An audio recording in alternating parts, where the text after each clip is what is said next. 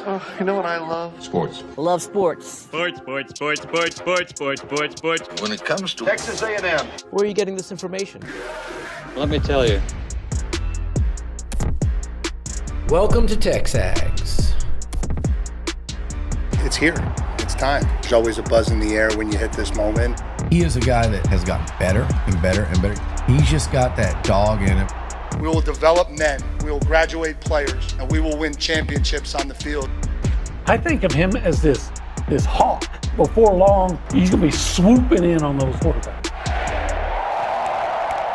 Coach Elko's my guy, right? Like, I love him. I love Michael Early. Like, I think Bucky's going to be incredible. It's football, man.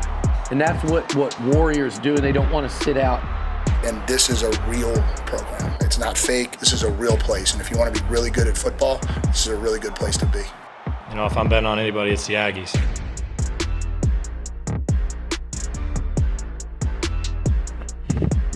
So, look, this is what we're up against.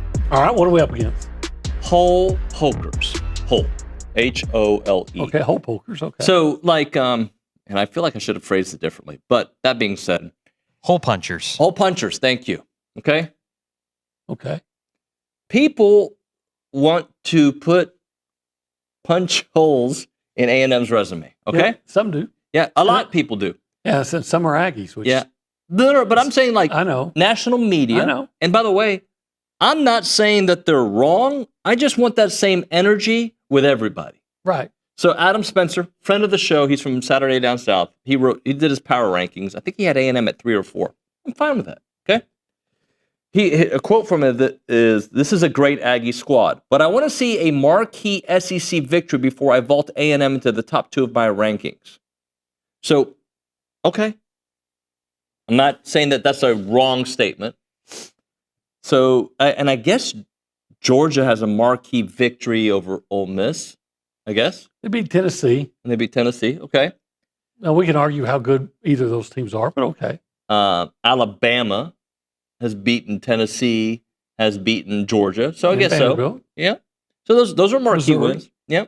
So I'm not against that line of thinking, but I think, and I could be wrong here, I think Notre Dame beats Ole Miss. I do, too. Okay. I think Notre Dame beats Vanderbilt. I would take Notre Dame. I think Notre Dame beats Tennessee. Yeah, I would take Notre Dame. And I'm not sure if I would take Georgia over Notre Dame. I'm not sure right now. I might take Notre Dame right now. I might take Notre Dame over Alabama. I'm not saying Notre Dame is the best team in the country. I'm saying neutral site. I don't know who I'd pick. Maybe is a better way of phrasing it. I think A&M does have a marquee victory on the road. It's not an SEC game. Yeah, he said SEC. But I do think that now the one thing I will say, you better show me you don't give up 40 points on the road, because that's what they've done the 2 times they've been on the road. Yeah. The way I look at it is, if you said Alabama, say victory over Missouri was marquee, it's okay. Well, A&M hadn't played Missouri yet, but they did play and beat the team that took Missouri into overtime. Yeah. And beat them significantly. And A&M, hadn't beaten Tennessee or Georgia, but they beat Mississippi State, which took Tennessee into overtime. Yeah. And Tennessee took Georgia into overtime. So, it's funny to me, though. I've seen some years, and I'm going to be around this. Some years, the same guys will say, well, depending on the team, you can't hold anything against them. They're just playing their schedule. Mm-hmm. Okay. Well, does that apply now? No, it doesn't apply now. Here's my thing. I don't care if we have Texas last year. Cakewalk schedule. They were saying, hey, don't hold it against them. They're playing their schedule. And by the way, I don't care. I just want to get invited to the party. Hey, you can put A&M. I'll put A&M 16 on your power rankings of the SEC. Yeah, I know they're undefeated, but I question their schedule, so they're 16th. Great, fine. Whatever. Because what your opinion matters not. What matters is winning and getting into the postseason. And you get into postseason by winning. And I think A&M is on their way. And I'm not mad at Adam for thinking that because, I mean, he's not wrong. They haven't beat a marquee team on the road. I do think they've beaten a marquee. Oh, so now it has to be on the road. Sorry, a marquee SEC team. Okay. Sorry. But I do think they've beaten a marquee offense, and I do think they've beaten a marquee defense. They have. They have. But I get it. Not a marquee team. Okay, they got an opportunity this weekend. And then people will poke holes in LSU. Well, it's not really an LSU team because this and that and yada, yada. If A&M is successful. They did the same thing nationally in 2020. They'd say, A&M's having a great year, but, the SEC's down. And how do you know the SEC's down? You're only playing teams in the you're only playing within your conference. But I remember that. It's for some reason, whenever A&M is doing well, some regional and a lot of national media try to find a reason to disparage it. And by the way, this is not a complaint by me. I'm not complaining about Adam. I'm not complaining about national media. I understand that until A&M breaks through, and by the way, to me, breakthrough isn't a one-season litmus test. It's multiple seasons of greatness or knocking on the door of greatness. So, like, you can have a 10-2 season, but if next year you go 7-5, you've got to do a 10-2 season, a 10-2 season, a 9-3 season, a 10-2 season. Yeah, that's to me how you change the narrative. That should be the expectation. Or win a national championship. Yeah, somewhere in there. I don't know if A&M's going to win a national championship this year. They might, but we all do. Hey, this is how I feel about this team. I don't care who you line up against. I like our chances. Doesn't mean I think we're going to win every game. But right now, the way I see this team is I like our chances. I don't like what I saw defensively. And We'll get into that in a minute. And if they play defense like that, like Coach Elko said, they will lose games that they shouldn't. But this team, I feel good about them no matter who they line up against. Yeah. We have been saying that for weeks. They're good enough to beat any team in the country, and they're not good enough to just show up. Now, they just – and I think they proved that. Even though they didn't win in Fayetteville, but their offense was elite. Their offense was exceptional. But we're still waiting for that game where it all comes together. And I think that's one of the things that that's exciting about this team is you can look at it and say, okay, when have they played really well offensively and defensively at the same time? Almost against Auburn, but they couldn't score. Well, the penalty. So but they haven't yet. And, there's the question is, well, when will they? And then will they? But they keep winning. So here's my question, okay? There's still a higher ceiling. And the answer is yes, by the way, but I'm going to ask it out loud. Do teams get better at this point in the season? Championship contenders. The answer is just look at last year, the Ohio State. They did get better, right? Yeah. They were good. They lost the game that they shouldn't. They shouldn't have lost to Michigan. They lost the last game of the regular season. But I think they were exceptional as the season closed out. Florida last year. Now, I don't know if it was a byproduct of teams just taking them lightly or what, but they got better as the season went on. Look at LSU in 2019. They got better as the season went on. They were really good. Yeah. And then they were great. Maybe one of the greatest we've ever seen. So A&M still can get better. They can get worse. We've seen it too. We've seen it the other way. I think they will continue to get better, provided they stay healthy. And I didn't quite know how to ask this question yesterday, but I believe because they won, because they beat Arkansas, that the defensive abomination was a blessing in disguise. Why? Because Elko has it on film and say, if you don't fill these gaps, if you don't do what the defense has to do, this is what happens. This is what happens. You can't deny it now. What did he say last year about zone defense at the end of the year? He said, we weren't playing well in zone. We couldn't play zone, but we kept covering it up because we won. Mm-hmm. And you still won, but you had a defensive showing that you can't cover it up. So is that actually a bad thing then? No, I think it's good that because you won. Because, you kind of do get to cover it up with the win, yeah, right? but you couldn't. That was so blatant that you're fortunate that you won. You want to be able to make corrections while you're still winning. Almost like a silver lining. Almost like it's a silver lining. Boom, go. Sorry, Nick. I have a soundbite about silver lining. Sorry, I tried to set it up. Right, is probably the right answer to that. Obviously, the silver lining is much bigger than a silver lining. We won the football game. We won't win very many games playing football and defense like that. I know that. I think our players know that. I was talking to one of them today, though. Like, I feel like this generation sometimes has to get burned on the stove over and over and over again before they stop putting their hand on it. That was kind of how I talked to them today.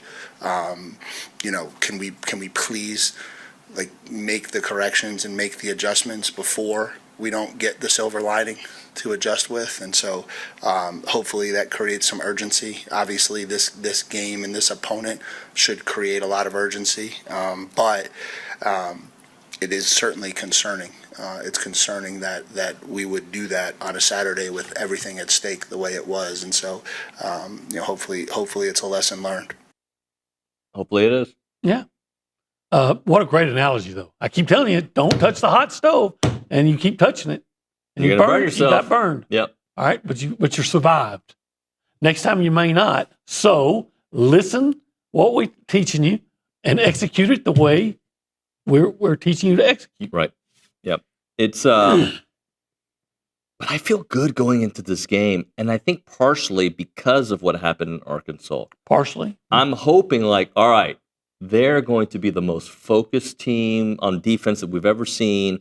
And look, LSU's got some problems, but LSU is fighting for their season. Right. Back-to-back games with A&M and Alabama. So they're going to take on two of the top teams in not only the SEC in the country. If they lose one, they're probably out. They lose both, they're out, Yeah. right? Yeah. Look, just win your games, but don't expect anything to come easy. I've told you the story before, and this applies to A&M, but a couple of years ago, my son and all his frat brothers staying at my house, they're just, this is going to be an easy win for LSU. A&M is 4-7. LSU's already won the West, and they're, we're going to win this and beat Georgia, get into the playoff. And I remember saying, it's a road SEC game. You're probably going to win, but you can never take a game for granted on the road at night, especially at night in an SEC against an SEC opponent. And of course, we all remember A&M kicked their ass. They kicked that. They pissed in the Cheerios, as Jalen Preston said. Yeah. And so the task this week is staying focused so there is no urination in your breakfast cereal. What a sensation after that pronunciation. Yeah. Sorry, I don't know. Stupid sometimes. By the way, programming update, Brooks Austin, the film guy, is going to join us at 10:35. So we're doing the old switcheroo. Josh Pate had to reschedule. We'll get Josh later on in the week. Brooks Austin coming in at 10:35, Ryan O'Brien at 9 a.m. And I do a show called No Layups with my buddy Raheel. Yeah. That was on the site yesterday. If you want to check it out, go to TexAgs.com. And I don't even think you have to be, maybe you have to be premium. I don't think you have to be a premium subscriber to watch that one. So that one you can watch. We had Caroline Fenton, who loves LSU, who's on Yahoo Sports now. She's all over the place. She's gone national. Caroline broke down LSU A&M for us. So check out No Layups with Rahizi. Hey, this is TexAgs Live. Yes, it is. It's TexAgs Live, brought to you by who? A gem of a guy by the name of David Gardner. Seth, you just talking about switching things up. I thought I would do that. David Gardner's Jewelers. Yeah. What else do you want to switch up? Well, we're in the Rollo Insurance Studio. That we are. Not a gem of a guy, but a... Jason and Jackson. And the boys. Yeah. Yeah, and the boys. Yeah, absolutely. And this hour... Oh, sorry, I should let you do that. In this hour, it's got a name. It does. The Go Hour, presented by the Warehouse at CC Creations. Yeah, and where are we at it specifically? Specifically in the studio? Yeah. We've carved out a little section that we call the Holistic Planning Cool Zone. Yeah, okay, because making money and saving money and getting money for retirement is really cool. And if you want to be a part of the show, you can call us or text us. How can they do that? They can do that by calling 797, just kidding, 979-693-1150. That is the Buppy's Catering and Bartending hotline. Yes, it is. Yeah. Switch the switcheroo. You switched the switcheroo on the switcherooer. Yeah, and it's a good week for switcheroos because A&M hasn't won in Baton Rouge since '94. So switcheroo on We're going to switch the whole thing. In fact, why don't you wear my clothes and I wear your clothes? I think my clothes kind of fit pretty big on you. Okay. Yeah. Well, some people would say that'd be a good thing. Yeah, and I think Come on. I think your clothes. Gun show Buchanan. Let's go. Let's fight somebody. I want to fight somebody. And I just want switcher. peace. Farty. Kidding. Love you, Farty.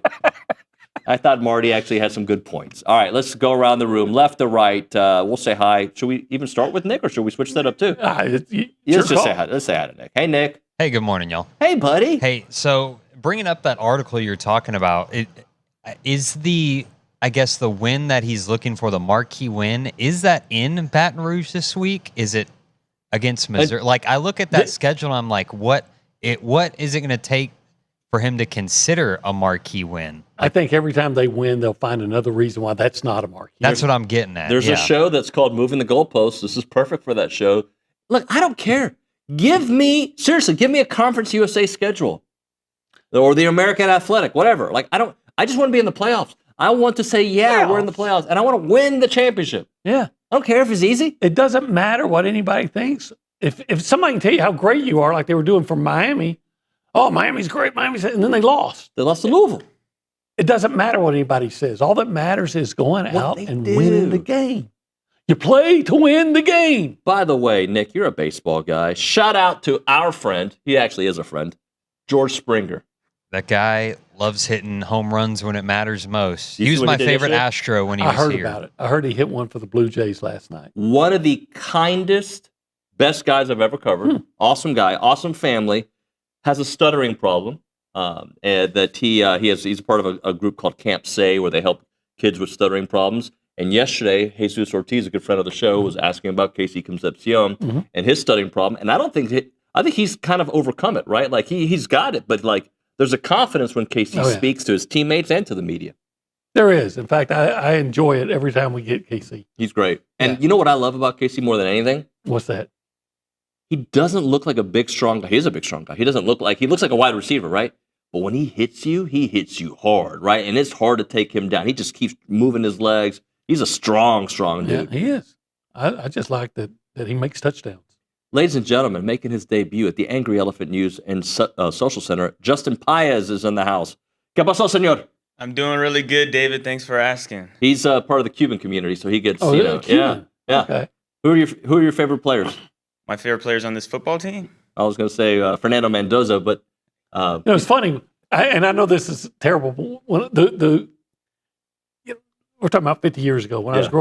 Even 55 years ago, I was in the part of Dallas where I lived. You were considered Mexican no matter what Hispanic background. You can be from Guatemala. Oh, yeah, he's Mexican. It's still that case here. My kids tell me all the time, everybody says we're Mexican, Dad.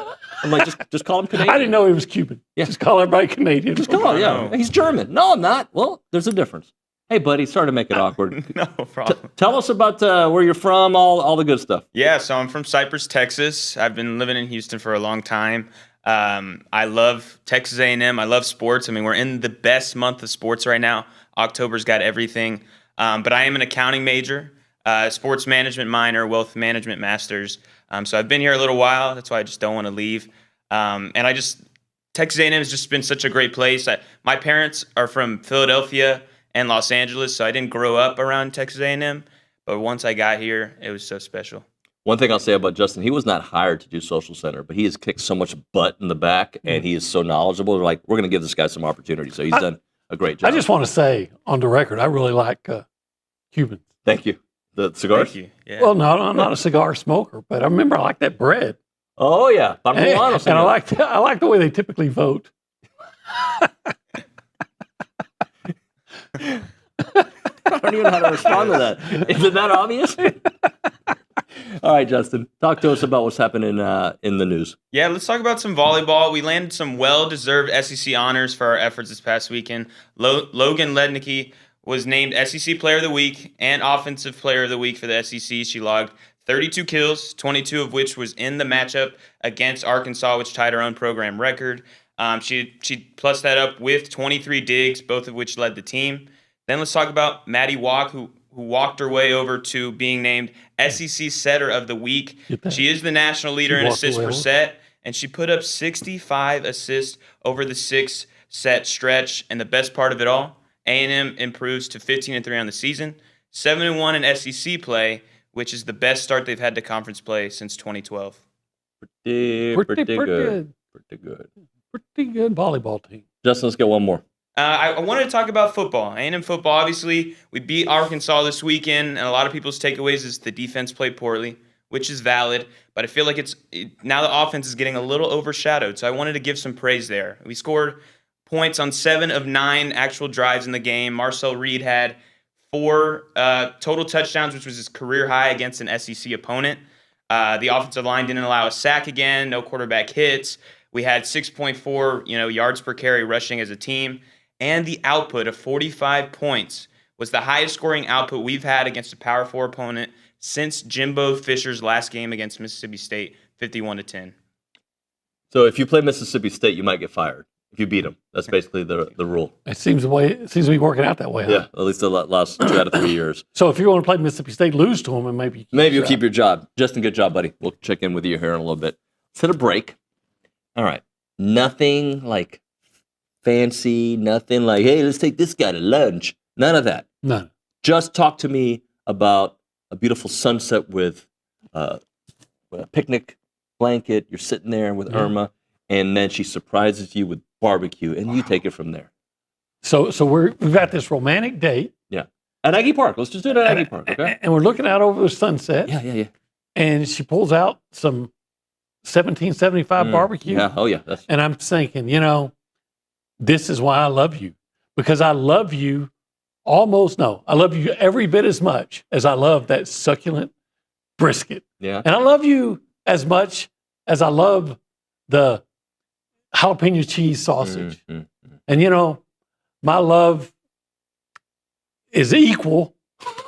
even it transcends. You should get on a knee and do this. Even transcends those pork ribs. Yeah. And to show you how much, Irma, that I absolutely love you. I love you more, dare I say, than the queso mac and cheese. Sorry, that ain't going to happen in my house. Just kidding, baby.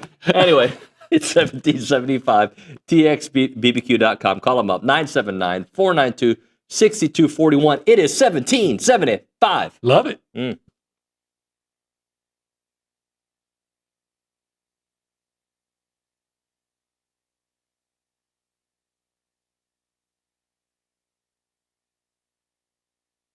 Hey everyone, it's David and Olin from the Holistic Planning Cool Zone. I like when we have the chairs here because I don't feel like I have to do this when we're talking about holistic planning. But they want you to know, TexAgs subscribers, they take care of the TexAgs subscribers. Oh, absolutely. Take care of everybody. They want to know that anybody who signs up by November 27, 2025 will receive this awesome offer. If the Aggies beat the Longhorns or win in Austin on November 28, 2025, clients will pay no management fees to Holistic Planning for the entire 2026 calendar year. That's free. It's free 99. Actually, just free. All you got to do is beat Texas. Well, it's not if they beat Texas, it's when they beat Texas. When. And when you go to holisticplanning.com, you're going to love Holistic Planning. So it is holisticplanning.com. Check out the website and take advantage of this awesome offer.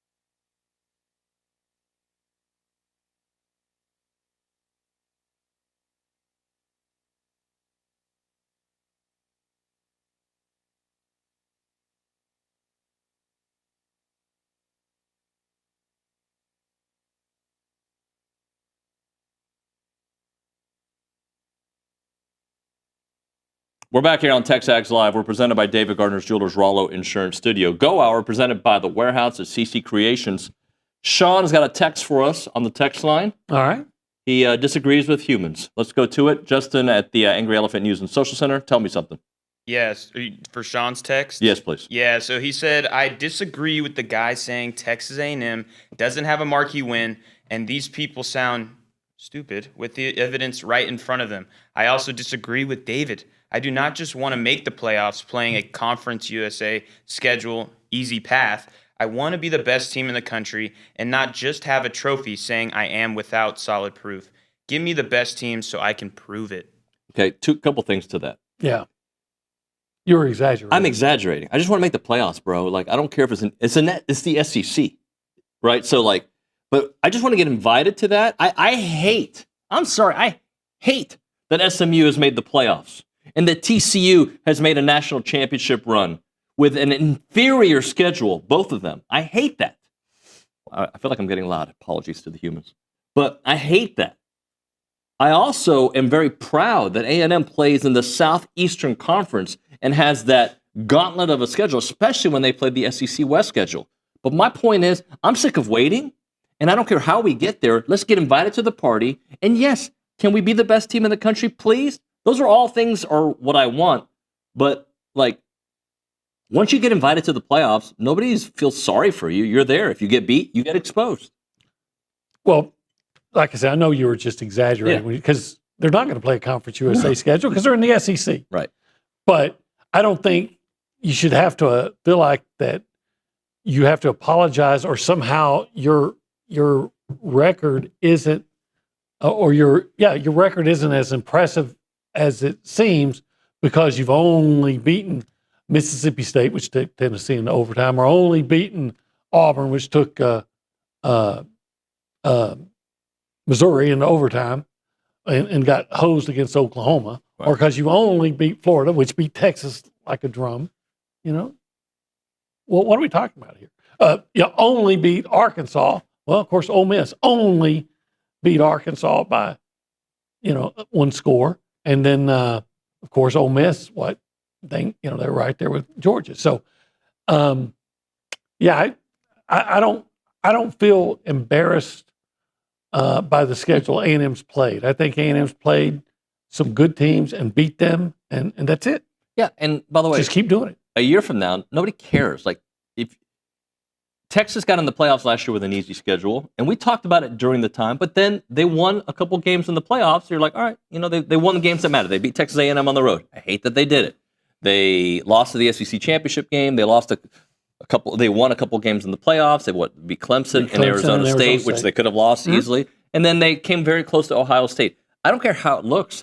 Go prove it when it matters. And hopefully A&M gets an opportunity to prove it when it matters. Well, I know the guy we're talking about is a podcast focused on the SEC, but I do wonder how many people that would disparage. I'm talking about national type guys that might be moved to disparage A&M and its schedule would do the same for Ohio State or Miami, who has a loss. But when you win at the level that Ohio State has, you get the benefit of the doubt. You do. And when you're 8-4 every year, you don't. But if we're talking about this year, I'm not saying it's fair. As I pointed out yesterday, A&M's schedule is actually much more challenging than Ohio State. I don't care that Ohio State has two ranked opponents. Texas shouldn't be ranked, and A&M beat the team that punked Texas in Florida. And I'll take Notre Dame over. Was it the other game? They beat Illinois. I'll take Notre Dame over Illinois 10 times out of 10. I will too. And A&M hadn't played Grambling. Let's quickly do our performance of the week. I'm going to throw one out for you. Marcel Reed? Marcel Reed. Yeah. I think it was his best game as an Aggie. I mean, he was brilliant. He was great. And as good as he was, it could have been better. I thought throwing the ball, he had a few drops, and I thought there was one pass he threw that was almost a touchdown that he made the wrong decision on. He threw for KC in the end zone. I think it might have been a third down. Maybe not. But anyway, the ball was, he was covered, and DB made a nice play to deflect it. Theo was at the 10 all by himself. You throw it to him, you're going to have first and goal. Maybe you get the touchdown. Okay, I'm nitpicking. And then, of course, the touchdown run that got called back on a bogus holding call. You keep that up, and he's got, over 300 yards passing. He's got, if some of the ones had not been dropped, he had a chance very close to over 300 yards passing. He would have had over 100 yards rushing too. And then I guess had they not called that one back, he would have accounted for 6 touchdowns. Yep. He was brilliant. E.J. Smith, what did he say? What did Coach Elko say called on the 4th and 1? He said he called it a championship play. It was a championship play. I mean, those are the type of plays you make to win championships. What I would be concerned about is why E.J. was in a position where he was almost stopped in the backfield because he had to run into his own guy. But he set himself and then just showed some power and toughness. Say, by gosh, I need this yard, and I'm going to get it. And there's nobody in a red jersey that's going to stop me from doing it. Let's get a couple more in there. Ruben Owens and Ashton Bethel-Roman. Ruben stepped up and did, 2 touchdowns. I think one was 12 and one was 14 yards. Yeah. So he goes in and he fills in wonderfully for Le'Veon. And then Ashton Bethel-Roman, there's so many opportunities that come available because defenses are getting preoccupied with KC Concepcion and Mario Craver.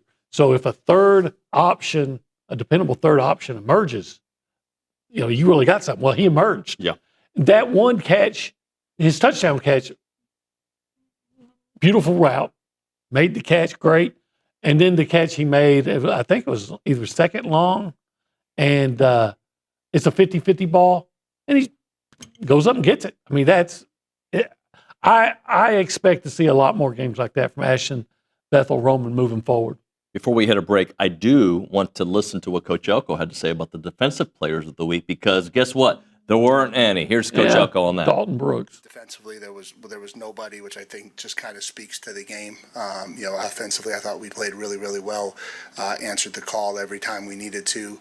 Thought it was really great the way we went out in the second half and just continued to make plays to find a way to win the game. Defensively, it was a very poor game. Didn't play well, didn't play up to our standard, didn't do the things that you need to do to be successful at all. And so obviously we've got to go back to work and get that fixed. All right. You know what? I thought Dalton Brooks played a pretty good game, or at least a very productive game. But I love that about Elko. No, guys, we're not having a defense. Because we're a team. You didn't show up. You didn't play to your standards, so nobody's going to be honored. Cole Kublik did say that 9, talking about Cassius Howell, had another big game. So he did talk about him in his tweet afterwards. Let's hit a break. Let's talk to Charean the Dream. Okay. She's got a busy time of year for her. Heck yeah. Yeah, we'll talk to her. When it comes to your money and peace of mind, starts with the right team, and that is Aggie-owned Paragon Financial Advisors. They're an independent fiduciary serving clients across Texas. No commissions, no sales pitches, and just trusted advice tailored to you. With a team of 18 professionals, including 9 CFPs, a CFA, and a CPA, their expertise runs deep, and at Paragon, credentials matter, and so does your future. Visit paragon-adv.com or call them up 979-693-3907 to schedule your free consultation today. It is Paragon Financial Advisors. Integrity, expertise, and trust. Paragon Financial Advisors.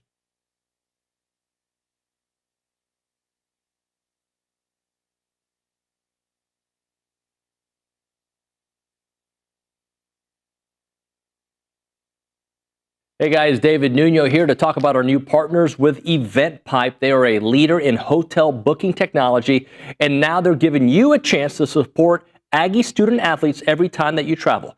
Thanks to their partnership with United and EventPipe, whether you're heading into a game, a business trip, or family vacation, every room that you book comes with cash back in the pockets of Aggie athletes. That's a wonderful deal. And with EventPipe, you'll get discounted hotel rates up to 20% lower than the major travel sites, while enjoying a fast, easy booking process.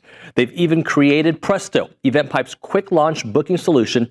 It lets organizations build branded hotel sites powered by live hotel inventory, making it simple to book the perfect stay. So next time you want to book a trip, do it the smart way with EventPipe and support Texas Aggies NIL through United. Visit their website, tau.eventpipe.com.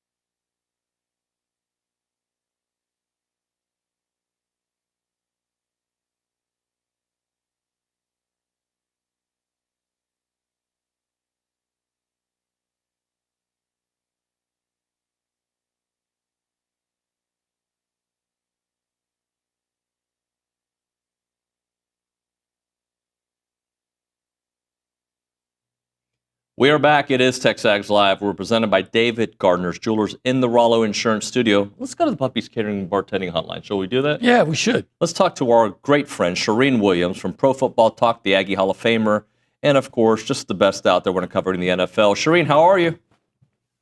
I'm good. How are you guys doing? Pretty good. Pretty good. Aggies are 7-0. Everybody's doing well. Yeah, I mean, there's nothing to complain about right now. Every day is a sunny day in College Station, that's for sure. Yeah, it's been fun, hasn't it? So, Charean, you usually have some good takes when it comes to the A&M season. They're 7-0. They didn't look pretty doing it against Arkansas. Yet a win's a win, all that jazz. How do you feel about how it looks so far and what's still ahead? Yeah, it looks good. I mean, they're doing what they need to do. And, you know, I got to the press box on Sunday at the Cowboys game. Clarence Hill, who's a Longhorn, was like, you guys struggled against Arkansas. I said, like, obviously you didn't watch the game. Like, you never felt A&M was going to lose that game. And after the second possession that Arkansas had, Arkansas never had the ball with a chance to take the lead. That's the important thing. Never had a chance to take the lead. A&M controlled that game. Defense did not play well, but they controlled it. And I think the thing that you look to is that the way they've won. They've won with defense. They've won with offense. They've won everything in between. You know, they've had good games on both sides of the ball. So if the defense is having a lackluster game, then the offense picks it up and vice versa. And I think that's what's been fun to watch with this team is that you can win on either side of the ball. Whatever needs to be done, they figure out a way to get it done.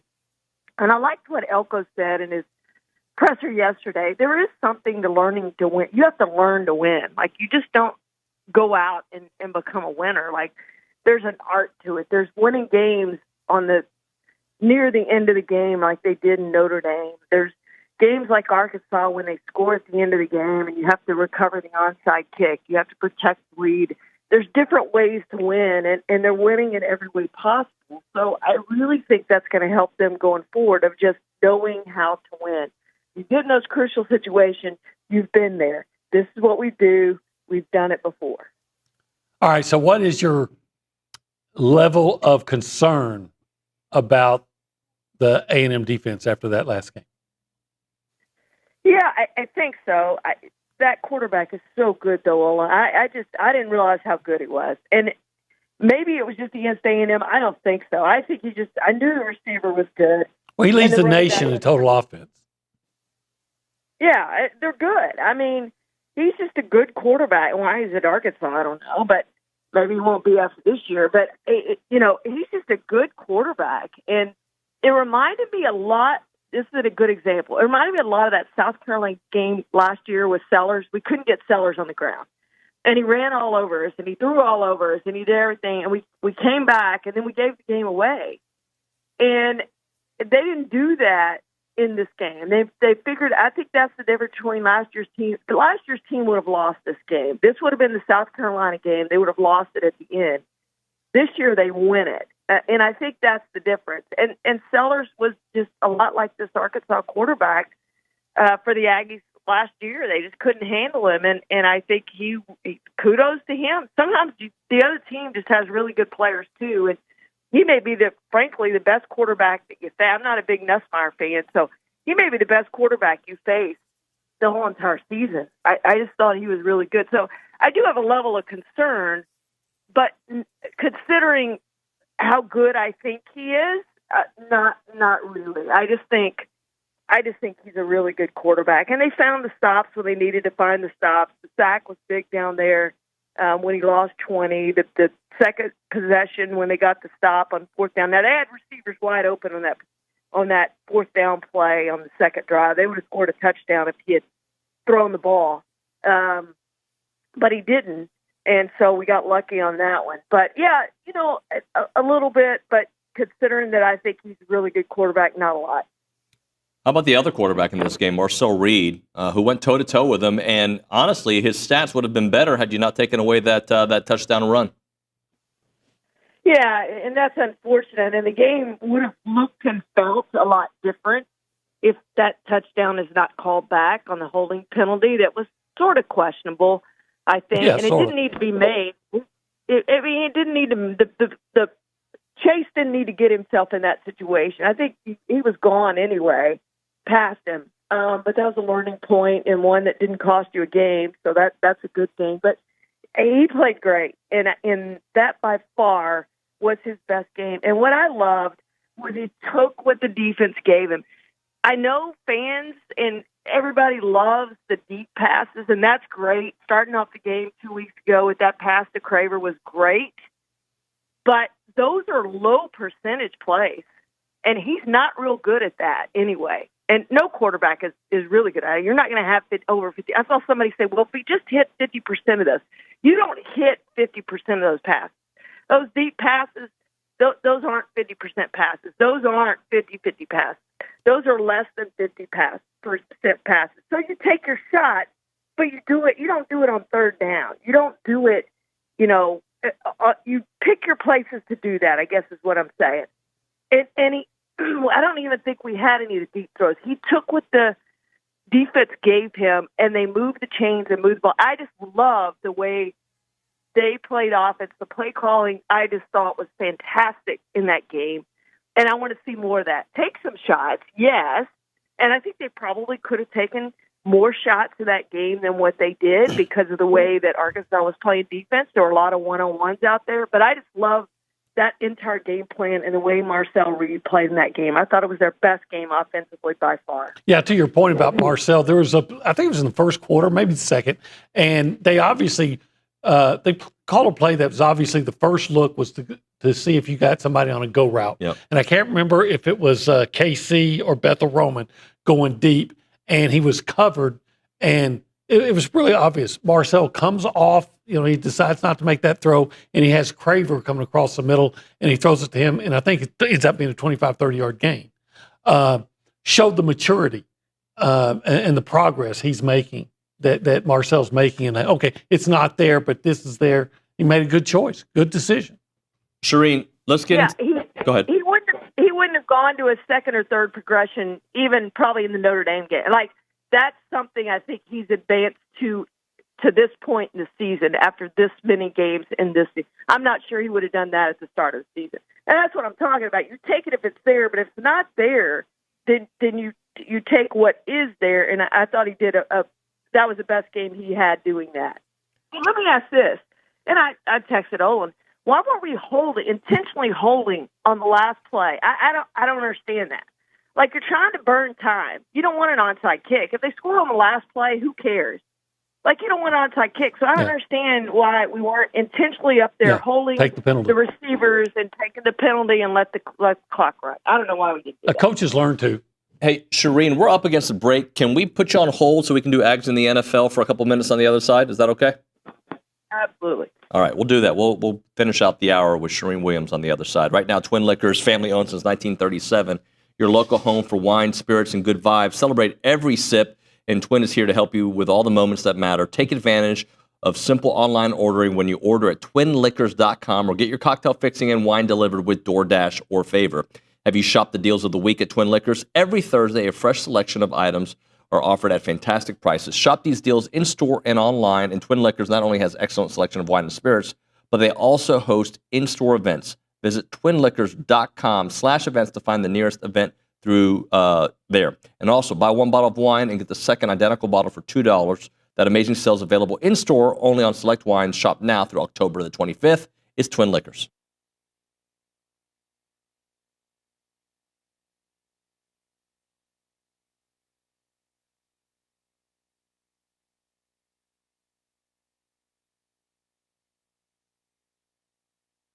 All right, guys, let's talk about some new partners, Aggieland Hydration and Injectables. They're Aggie owned and operated. They are an mobile IV hydration company that was founded back in 2024. I met with Sheldon and Danny over the last week, and they're awesome people. They really know what they're doing. They're proud to serve Bryan College Station with awesome services like IV hydration, Botox, and even some weight loss options. Whether you're looking for a quick boost of hydration or dehydration preventative, they can tailor an IV cocktail specific to your needs. And on a busy weekend, I know some of you guys might be partying a little bit too much. If that's the case, an IV can be one of the easiest ways to ensure you're receiving all those necessary vitamins and minerals to make you feel better. Their overall mission is to bring a more personalized and accessible wellness option to the broader range of clientele here in the Bryan College Station and Brazos Valley area. To book an appointment or inquire about it, just call them up or text them. 979-217-1561. Again, it's Aggieland Hydration and Injectables. Check them out. It's our friends at Aggieland Hydration and Injectables.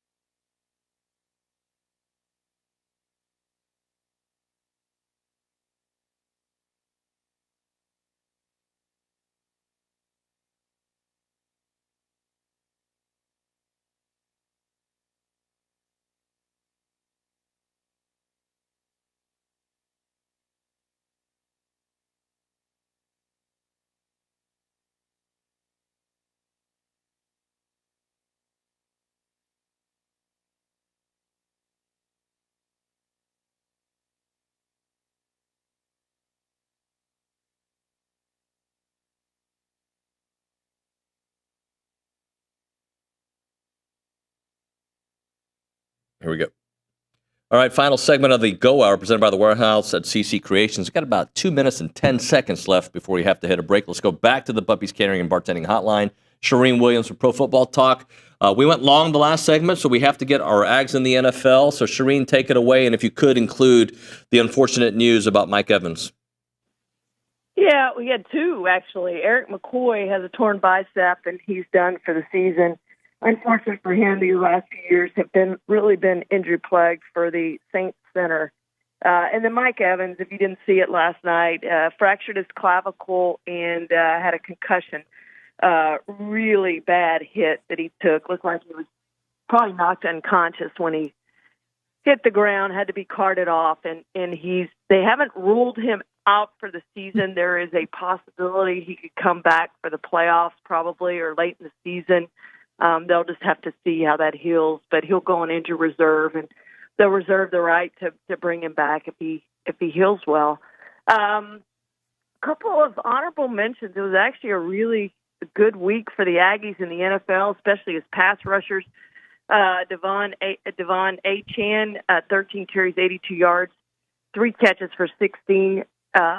Dolphins are not very good. Chance he gets traded. Some teams could be interested in him, so one to watch at the trade deadline. Also an honorable mention, Devon Miller. Against the Cowboys, they didn't play very well defensively, but he had 2 tackles, a half a sack, and a quarterback hit. 3, Tyrell Dodson, 8 tackles, a sack, a tackle for loss. 2, Myles Garrett, 2 tackles, a sack, 2 quarterback hits, and 2 tackles for loss.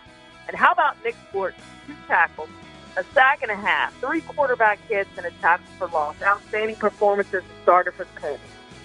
The great Charean Williams. Charean, thank you so much for that. We appreciate your time. All right, good stuff there with Charean as always. Bad news about our boy Mike. But if anybody can come back for it in the same year, come back from it, it's Mike Evans. Yeah, he absolutely. He's bionic. Obi, thank you, buddy. Yep, thanks. Coming up next on TexAgs Live, Ryan O'Brien will be in studio. After that, we'll talk to Erin Patterson of KBTX, and we've got just a full show for you. We've got, Brooks Austin coming on the show. The film guy, we have that, and much, much more. You're listening to TexAgs Live, presented by David Gardner's Jewelers in the Rollo Insurance Studio.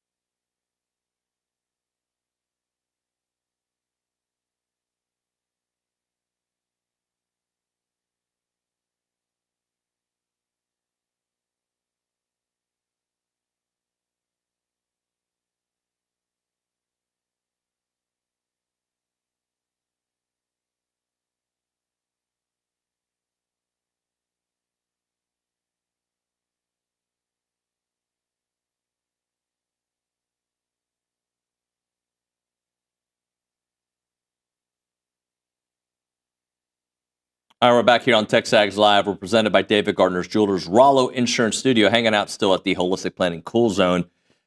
Our next guest was a walk-on, a scout team player, Aggie Hart Award winner, Ryan O'Brien, joining us here on the program to talk about A&M football. And, of course, he's got some cool stuff happening around town to help kids reach their full potential in athletics. What's up, Ryan? How you doing, David? Man, thanks for having me, man. So I got a rule on this show, and I've told you this before. You know this rule, right? Nobody can look stronger than me on the show, but you show up and, like, you're wearing an extra large shirt that looks like you're wearing a medium. I don't like that. You all right? Yeah, I'm doing pretty good. Good, man. Good. Let's talk about this A&M football team. What have you seen from them? Obviously, the 7-0 start's great, but what stands out about this team?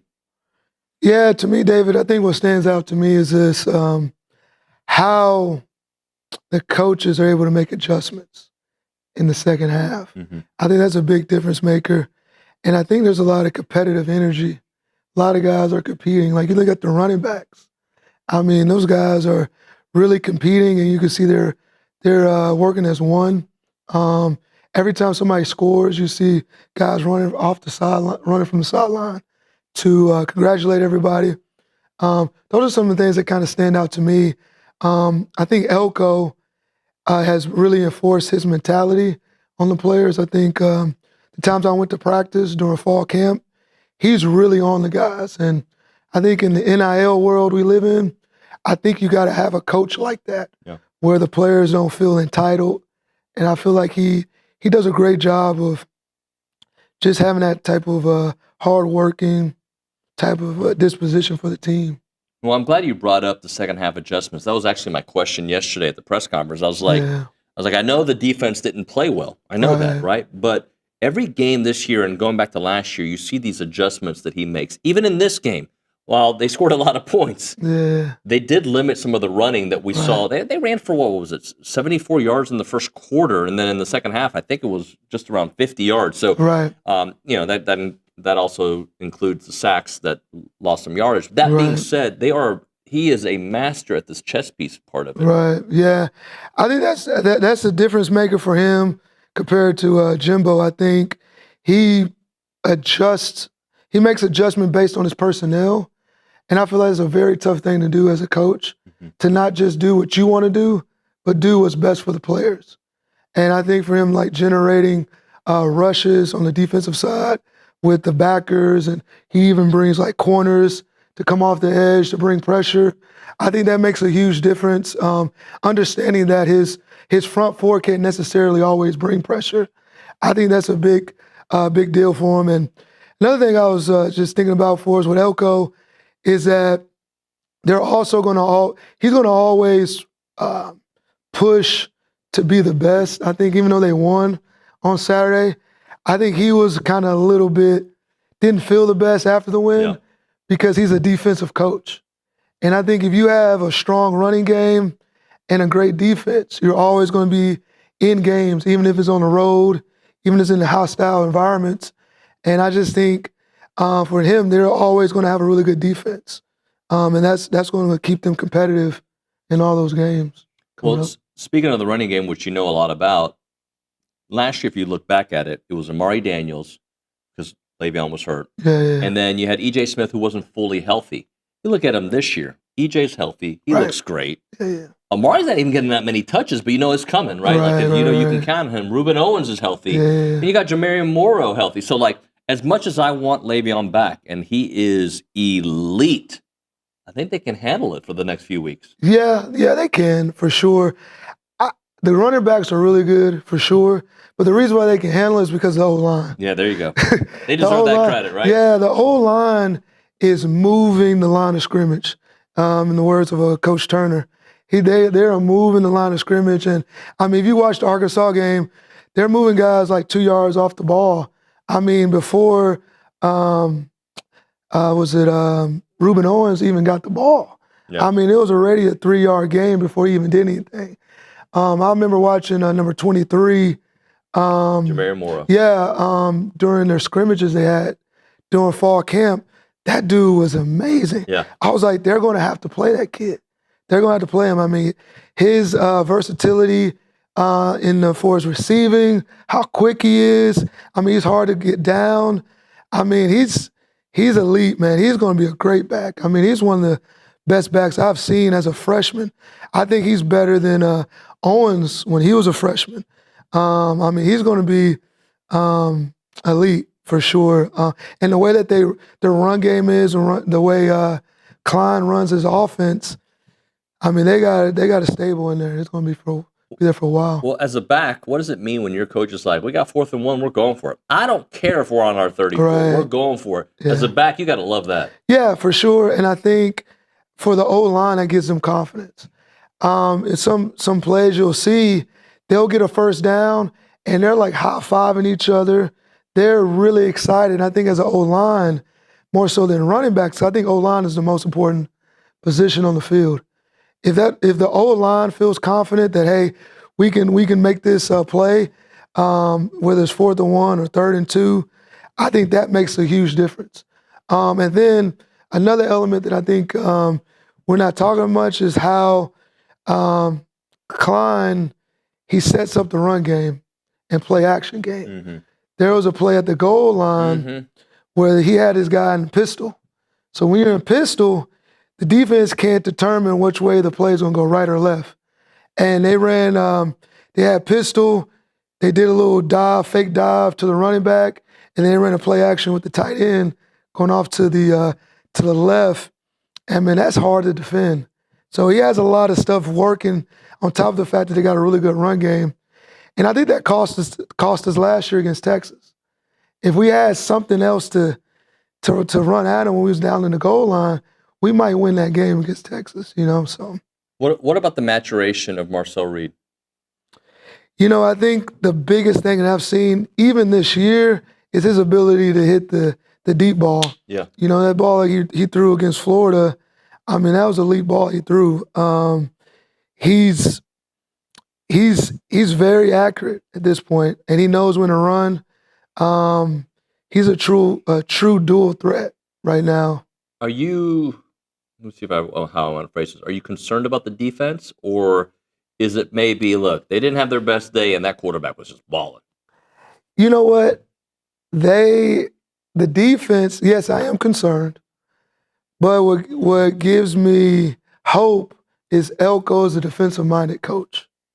And I really feel like Saturday, you know, you ever play, your soccer background, right? You ever played a game where your team wins, but you don't do as well? Yeah. You're happy that the team won, but internally you're like, dude. We sucked. Yeah, we sucked. I really don't feel good about this. And I think that's how he feels. And I think the defense feels that way. I think they're going to have a chip on their shoulder. They're going to work hard this week. So that gives me hope. But no, I don't think it was just Arkansas. I think those run fits were really off. I mean, those guys were running for 40, 50 yards. That is a concern. But this seems like a fixable concern, It right? is, for sure. It's for sure fixable. I don't think it's a personnel issue. I just think they had the wrong fits. Was it sloppy? Was it making the wrong decisions? Because it felt like sometimes they would go too far in, right? Yeah, I really think the quarterback and his ability to run with the ball, I think really hurts you. Because when if you think about it, if you have 6 skill guys, right? Mm-hmm. You have 5 linemen. If that 6 skill guy can now run the ball, that's a totally different dynamic. Like with LSU coming in, their quarterback's not really going to be a factor in the run game. So I think you'll see those run gaps going to be shored up. Now it's going to be, can we get down there, number 29, the running back that they have, and can they defend the pass? I think that's going to be a bigger issue going into Saturday night because defense travels. You got defense, it's going to be able to travel, but the quarterback run game, I think, really hurt them. But they're going to see that throughout the rest of the season. South Carolina has a good run game. Arch Manning he can run it. He did it last year. And then I forgot who the. So, I mean, South Carolina, Missouri, both for Bueller can run a little bit. Yeah. But they're not Taylor Green. No, for sure. Because he's a different level of animal. Now, Lenore Sellers can be. Yeah, for sure. Yeah. They're just not having the year that they expected to have. What about, you talked about defense traveling, and typically the answer is yes. Yeah. But in this year's micro snapshot, they gave up 40 to Notre Dame. Yeah. They gave up 42 to Arkansas. Right. LSU has not scored. I think they're one of a few teams that are ranked that have not scored more than 24 points. They might be the only team, actually, that hasn't scored more than 24 points. So defense travels, but will it travel to Baton Rouge? Yeah, like I said, I think that they're going to have confidence going in because they have defended this quarterback before. Another issue is that they're playing on the road. Average players usually don't play as well on the road. So that's another thing to think about. So I think they're going to have to score early. The defense is going to have to get confidence. Like I said, they're going to have to be able to generate rushes. They have to do run blitzes, which they are able to do at home. So that's going to be tough. I think At Notre Dame, I think they didn't really have a true identity at that point. And I think the quarterback run game hurt them against Arkansas. So we'll see. Honestly, I really think it depends on York, what the linebacker is going to do. York, I think he had like 2 tackles this past game. I don't know if he was sick or something like that, but he really didn't play well. You know what I think, though? And tell me if I'm wrong here. You've played the game. I haven't at that level. Like, the speed of Taylon Green, to me, made Torian look slow. Right. And he's not slow, right? Like, relative, everything is relative. But, like, relative to Taylon Green, he seemed slow. Right. Yeah, I think with that, they didn't do a good job of sealing the edge. I think he was able to get out into to the perimeter a lot, and I think that hurt. And he's not a real sideline guy against a guy with that type of speed, so I do agree with that for sure. 7 wins, 5 left. What do you think? Is this team a playoff team? Can they win 3 out of their next 5 games? Can they? Yes, they can. Will they win 3 out of their next 5 games to probably get them in the playoffs? Will they win 4 out of 5? Will they struggle? Because November's where they struggled last year. How do you see the rest of the season playing out? Yeah. Well, I think the best thing for those guys in there is that they're all young. So they haven't been an Aggie for 15, 20 years. Yeah. They don't have the BAA. So that's the great thing about that. So they don't have to worry about the pass or anything like that. They're going to have to win 3 games to get into the playoffs. Can they do that? They're going to beat Sanford. So really got to win 2. They really got to win 2 games. Yeah. I don't know if they'll be able to beat LSU at LSU. That's a tough task for anybody to win that game. They don't even have to win that game to say, hey, they're a national championship contender. But what they're going to have to do is play well and make it a 4-quarter game. Because what they're going to have to do is by the time they play Texas, they're going to have to be clicking on all cylinders. You know, them winning against LSU doesn't necessarily say they're going to be a national championship contender, but that last game against Texas, I think that's going to prove how they're going to play going into the playoffs and those types of things. I think they should make it to the playoffs because they've proven enough. I think that Notre Dame game showing what type of grit this team has. Like if they get down early, they're going to have the grit to come back. But I think they're going to just have to play well on Friday, on Saturday rather against LSU. And for me as an Aggie, for us as an Aggie, I think for us, we just should enjoy the fact that they're number 3 in the country right now and not necessarily think about, oh man, if they lose on Saturday, if they don't play well, just enjoy it, man. We haven't been this good in 30 years. I'll give you a little analogy. Yeah. This spring, my boys, they play baseball, and my oldest son, Jordan, he pitched in the championship game this summer, and I was nervous. I was like, God, can he do well pitching this game, and can they win? And, man, God told me, he said, just enjoy it. Yeah. Just enjoy him pitching in this championship game, him pitching strikes and having fun. And they end up losing by 1 run. At the end, they play this team from the Galleria. And I'm going to do the same thing with the Aggies, man. I'm just going to enjoy it. It's a 4-quarter game. Just enjoy it, man. Enjoy that number 3 ranking right next to him on the logo. And we should do the same thing. Yeah, enjoy the journey because it doesn't come around often, right? And then if you don't enjoy it now, when are you going to enjoy it? Right. Right? Like when? Right. Before we get into what you have going on, let me. This is going to sound like I'm not enjoying it, but I'm enjoying it. But I do this thing where I do a math problem. Okay, it's simple math, right? I think to myself, all right, you got these next 2 road games. If you win one of these next 2, I'm just doing math. Win one of these 2 road games, right? Just one. Yeah. Take care of business at home. You're in. Right. Am I simplifying it too much? No, I really think, honestly, as a coach, I think they're thinking about that.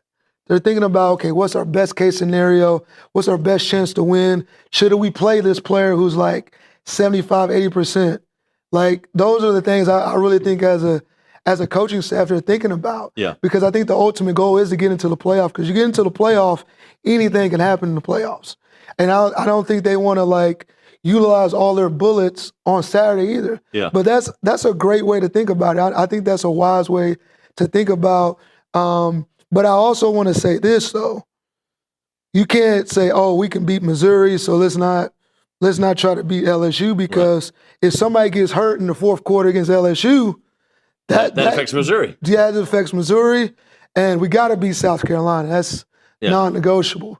But we got to get those, whether it's LSU, Missouri, Texas, we got to win those 3 games.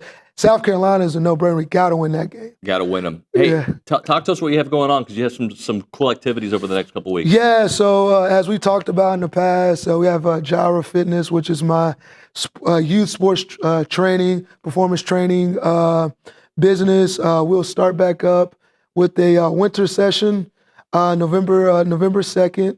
And what we do, we train kids 4 to 7 years old. We work on beginner movements, helping them get fast, working on whether they play soccer, flag football, baseball. And that goes at 1:30. Then we have a 2 p.m. Group, which is 8 to 13 years old. We do more advanced movements. And it's basically just helping improving their skill sets, improving their running mechanics, improving their change of direction.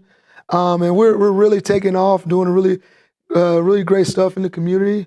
And it's fun stuff. It's just be 4 weeks for this winter, for the winter program in November. Then we'll have another program, another season in January, which will be for 8 weeks as well if you can't make the winter program. I've seen it. I've been out there when he's training. He's got so much passion, loves being around the kids, talks to them at their level. It's great stuff.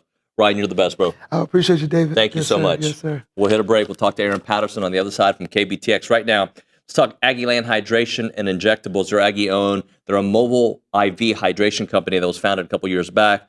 And Sheldon and Danny run it. They do a wonderful job. They're proud to serve the Bryan College Station area with great services like IV hydration, Botox, and weight loss options. So let's just say you're a weekend warrior. You like to do some stuff. You go out there and you train with Ryan. You get real tired. You get dehydrated.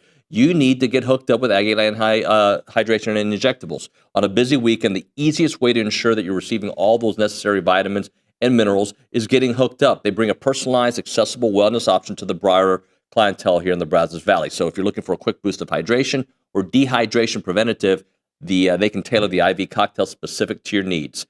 Call them up or text them to get inquire about their services. 979-217-1561. 979-217-1561. It is Aggie Land Hydration and Injectables. Go check them out.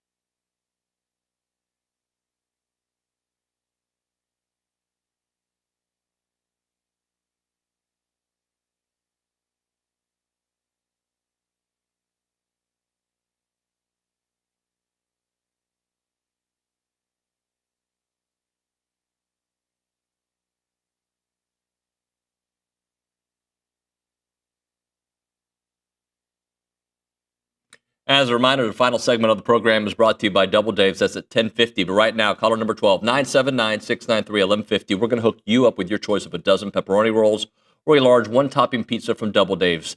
They've been serving Aggieland since 1984 with your favorite pizza and, of course, those world-famous pepperoni rolls. Reliable in-house delivery, bringing piping hot goodness straight to your door. Just click on doubledaves.com, and your favorites are on their way. All right, friends, it is now time to talk a little KBTX. Erin Patterson joining us here in the studio to chit-chat about all things Aggie football. You were in Fayetteville, right? I was. How was an it? Exciting road trip. That was my first road trip for a football game work-related, so Okay. it was very fun. Drive or fly? Drive.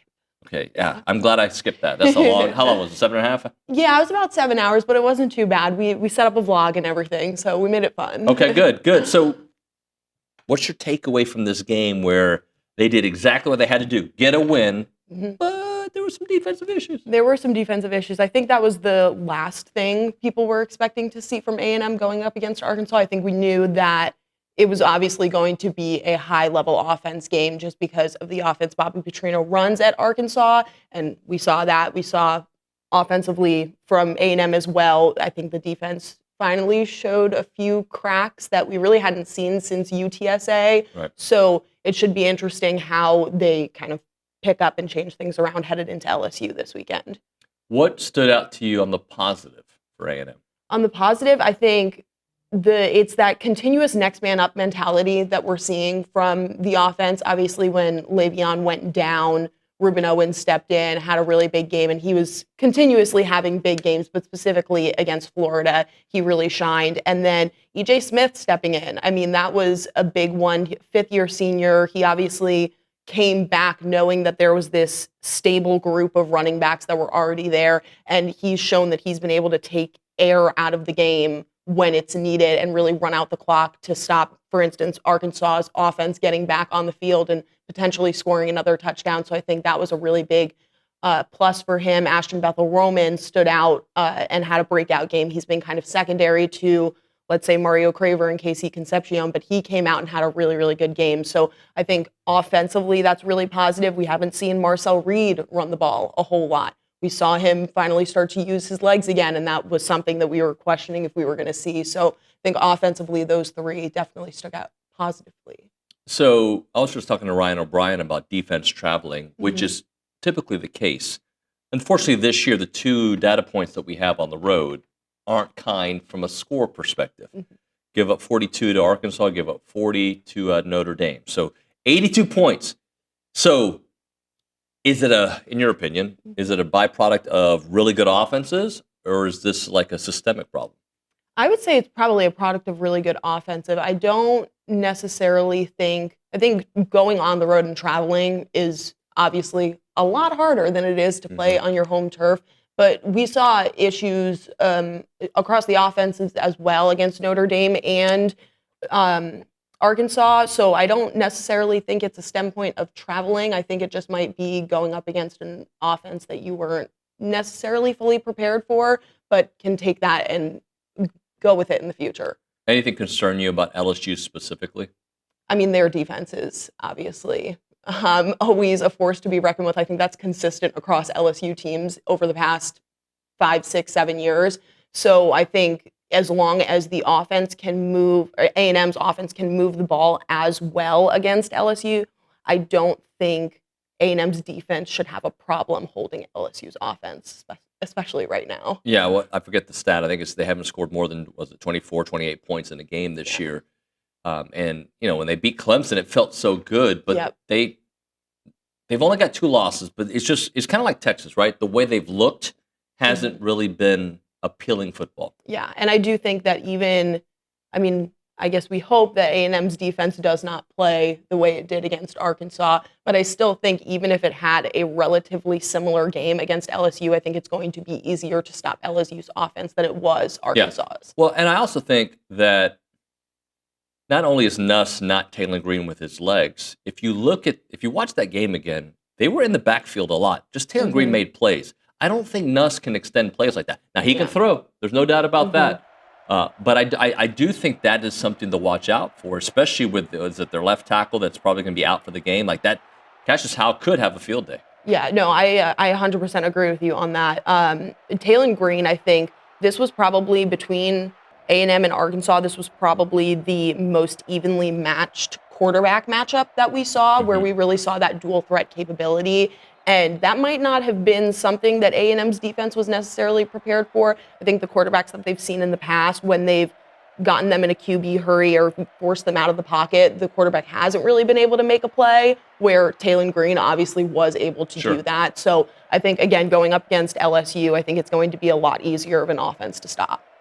All right, so give me 3 players to watch out for. Since this is KBTX 3, I need 3. Give me 3 players. So I definitely think Damian Samford has another game coming up for him, especially against LSU, just on the line of defense stopping offense.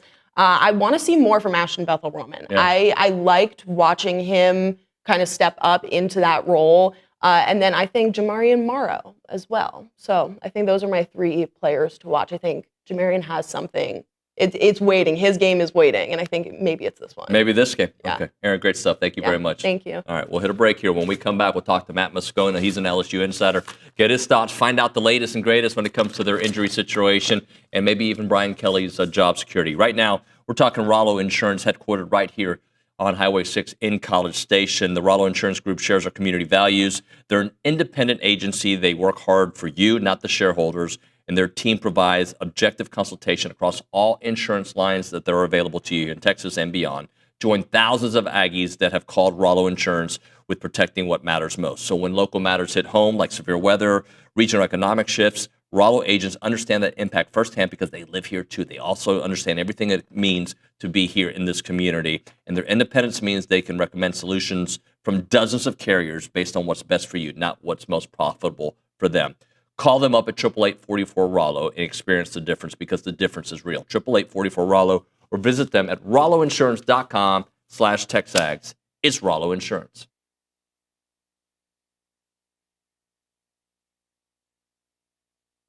Hey friends, David Nuño here for Prize Picks. They're back on TexAgs, prizepicks.com/TexAgs. Use the code TexAgs to get $50 once you play in $5 lineups. And Prize Picks is the best place to win cash while watching sports. Football season's here, basketball coming up, baseball, you name it. You go to prizepicks.com/TexAgs and start having some fun watching sports, making some money on there. And you can play Prize Picks in over 40 states, including California and Texas. Remember, they'll give you $50 in lineups once you play $5 lineups on Prize Picks. And they have the new thing. It's called It's Good to Be Right campaign.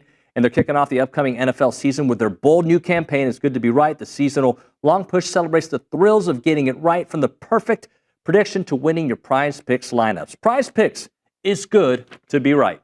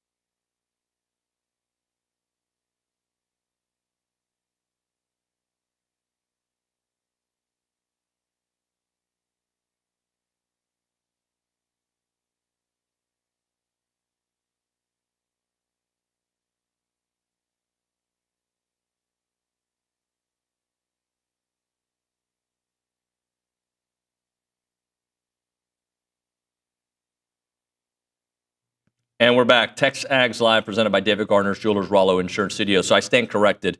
I forgot about the Southeastern Louisiana game. LSU did score 56 in that game, but all the other games they've been averaging about 24 points. Let's talk to an insider who joins the show all the time, Matt Moscona, who just breaks it down. Good friend of the program. What's up, Matt? How you doing, sir?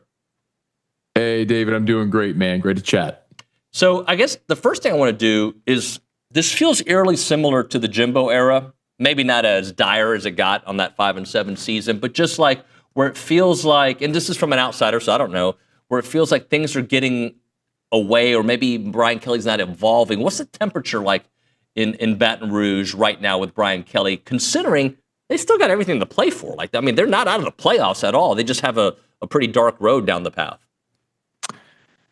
Yeah, man, you lose to Vanderbilt for the first time in 35 years. Vibes are not great. Decidedly different than after week one with the win over Clemson. I mean, remember, LSU had lost 5 straight season openers. There was so much emphasis in the offseason on going 1-0 and winning that opener. And after LSU beat Clemson, of course, before we knew Clemson was going to unravel, there was a lot of people who thought maybe LSU was the best team in the country. So over the course of 6 weeks subsequent, to have 2 conference losses already in a season that had so much promise is really disappointing. And to your point, David, mathematically, everything is still on the table for LSU. The problem is when the offenses struggle to get going and you've lost 2 games you probably didn't think were going to be losses before the season, and now you have A&M and road trips to Bama, Oklahoma, the path to winning out and going 10-2, it just feels disingenuous to think that that's something that could realistically happen. I guess anything's possible,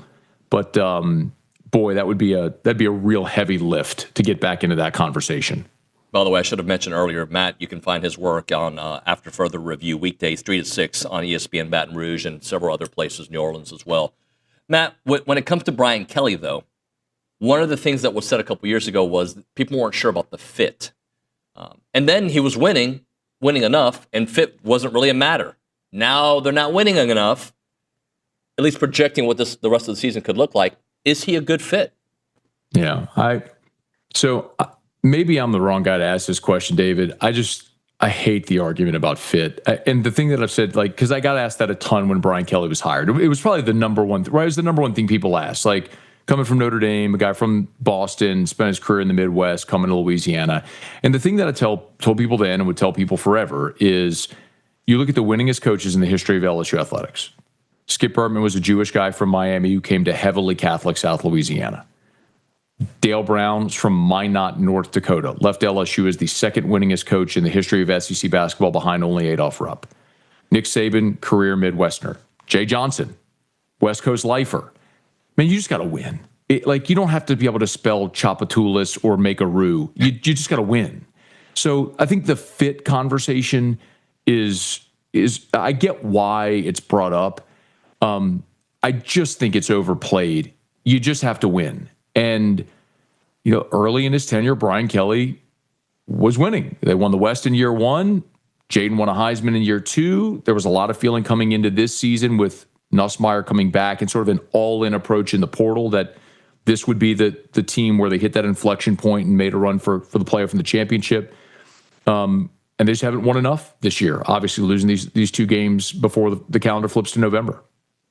Matt, let's kind of look at history, because this series with A&M is so wacky, man. Like, not only is the last few years has been the home team wins them all, but like it's been opportunities to go out with a bang or get extended. Les Miles a few years ago, Ed O wins that game in 21, right? Like, this feels like kind of a line in the sand moment, not for Brian Kelly's career, not saying that, or even for this season, but for this season. Just talk a little bit about how crazy this series has been at home for both teams. Well, when A&M, this whole thing shifted, I tell you, through the LSU lens with the 7 overtime game. Because when A&M came into the league, LSU won, what was it, five straight or whatever it was to start.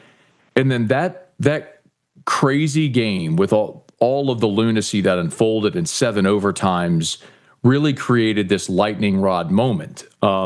And then there was, the fight on the field, and then the conversation about the cups or what any of the stuff, right? But I think, David, that's one of the reasons why this rivalry has become great, because I think the best ones happen naturally. Like, as a As a contrast, I'd point out like LSU Arkansas. The league in 92 tried to force this thing on the Friday after Thanksgiving, and they made the silly boot trophy, and LSU fans have always kind of resented that. This is one where it's been sort of bred organically, and it matters more when you're playing for high stakes as well. And of late, this game has had high stakes. The game in 22, when A&M was struggling and LSU was still potentially vying for a playoff berth and got clipped by, I think A&M was maybe a 4 or 5 win team at the time. Like, those are the games that put you on alert. And the shoe's on the other foot this year with A&M being undefeated and ranked top 5 in the country and LSU limping a little bit. But these are the kind of things that I think have made this series really meaningful certainly from the LSU perspective. What is up with this offense that struggles to run the ball, struggles to score points? Is there a why behind it? It all starts with the offensive line. Look, man, I know that there's been so much conversation about Garrett Nussmeier's injury. There's been conversations about Joe Sloan, his play calling. Ultimately, I think there's culprits everywhere.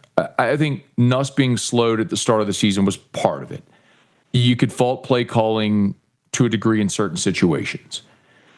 But the real culprit, David, is the fact that they've got 5 new starters on the offensive line, and a line a year ago that was dominant, certainly in pass protection.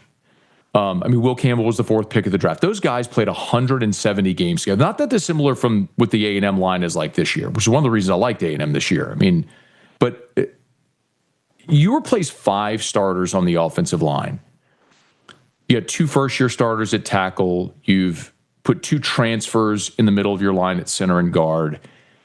It's just been a challenge to get them all on the same page, and the tackles just don't look like they're ready yet to be SEC performers. And so they haven't been able to protect Nussmeier. You haven't been able to allow routes to develop down the field. They've struggled to run block. They've struggled to consistently call running plays until the past couple of weeks. And so it all factors in, but what's the first domino? What's the tip of the spear? What's the thing that's sort of the genesis of all the problems? It's that. It's their inability at times to protect and to open holes in the running game. And that has caused the trickle-down effect that's affected everything they do offensively. And there's some injuries to talk about, right? I don't know what the latest is with Whit Weeks on the defensive side. Tyree Adams, I think some people are speculating he'll probably be out. What's the latest with he's out? So Kelly confirmed the left tackle Tyree Adams won't play against A&M. He confirmed that Monday. Okay. So DJ Chester, who's kind of been a swing lineman for them, he'll start at left tackle.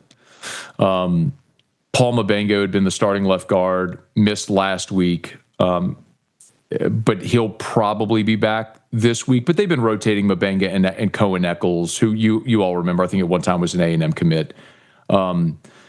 So they've got a lot of guys that have played a good amount of football, David. They'll play 7 or 8 guys on that offensive line. But the reality is if you're playing 7 or 8, then you don't have your first 5, or you don't have a solid 5. And defensively, that is something worth watching. Look, one of the great strengths of this defense before the season was their depth, especially in the front 7. And they had 4 ends that they were rotating fluidly. And 2 of those guys, Gabriel Elliford's done for the season. Jamari Butler missed last week with an ankle injury. He's a 6-year player transferred from Nebraska. I think he's going to go this week, but we'll see. At defensive tackle, Bernard Gooden has been their best interior guy. He didn't play last week against Vanderbilt with a bruised collarbone. Well, we haven't gotten an update on what his status is for this week. But all that to say, man, they had probably 8 or 9 guys they were fluidly rotating on their defensive front without any drop-off. And now all of a sudden, 2, 3 of those guys are removed. Now you're asking other guys to take on more of a load. You can get worn down. That's all compounded the issue. And then obviously you didn't have Whit Weeks last week. And David, Brian Kelly hasn't commented on this. We'll wait and see what the availability report is for this week. But based on conversations I had late last week, it sure doesn't sound like Whit Weeks is going to play this week against A&M as well. I think their target would be to get him back after the bye against Alabama. But that's a guy that's an emotional leader. He's your best interior defensive player in that front 7, makes all the calls. And That'd be a big loss if they don't have him again this weekend, especially against a big physical running style offense that A&M has. Matt, give me the latest with Harold Perkins. Obviously, we know how important he can be to that defense. What kind of year is he having? Yeah, it's weird, man. He's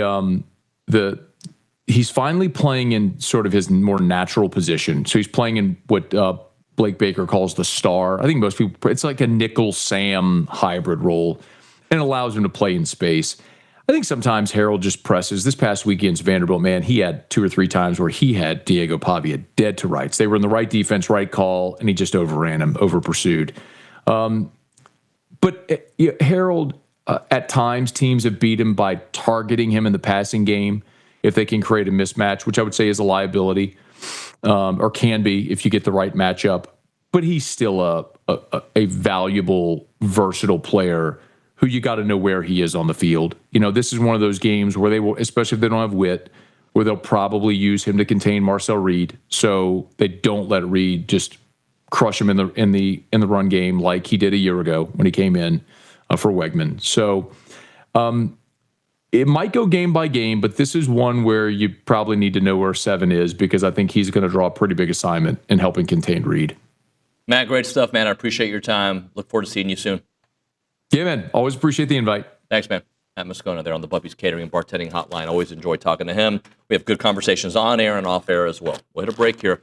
We'll come back, and Justin's got some thoughts on us. We never gave him a chance to give him his performance of the week, so we'll do that on the other side. Right now, when it comes to preserving your ranch or your farm's legacy, you want to make sure that you capture the wisdom and all that it matters to your family by doing a documentary. I really think it is a great idea to have documentaries done about your family business, your family ranch, your grandfather, because these are like basically the core of a heritage film is to keep that story alive for the generations that follow. Know everything about the street your dad grew up on, about how they found the ranch. Your whole Yellowstone story can be captured in a first-class fashion by the good folks there at Heritage Films by clicking on the Farm and Ranch Films part of their website. Chance McClain has interviewed thousands of people and hundreds of land owners, you name it, and he tells a beautiful, beautiful story.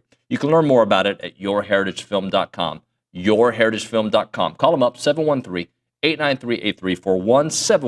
713-893-8341. It is Heritage Films.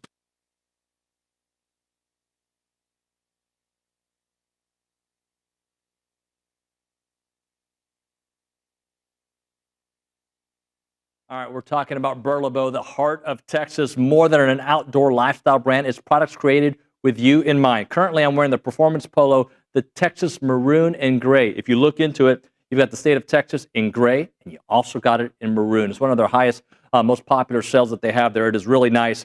Comfort and versatility. You can wear it in any situation. Quick drying, fits the size. But Burlebo, they're rooted in tradition, fueled by passion for the outdoors. Designs high-quality apparel that works just as hard as you do. So whether you're hitting a workout, enjoying a day of fishing, or cheering on your favorite college team, their gear is made for the athlete, the outdoorsman, and the everyday adventure. And it's really nice. I wore this one to church the other day. People talked about it. Really, my kids were like, "Yeah, Dad, you look pretty good today." From athletic shorts to your favorite go-to tees and performance hoodies, they have everything you want. Check out burlebo.com and find your new favorite gear. It's Burlebo for the athlete, for the outdoors, and for the family.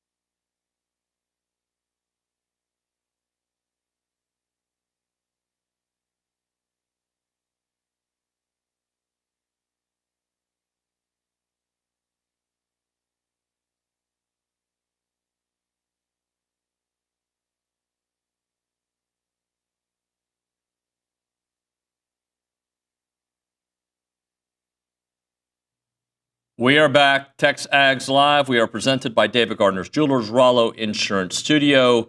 Let's go to the Angry Elephant News and Social Center. Justin Paez is there. Justin, all right, I know you've got some stuff for us. Why don't we start things off with your performance of the week, because you didn't get a nomination.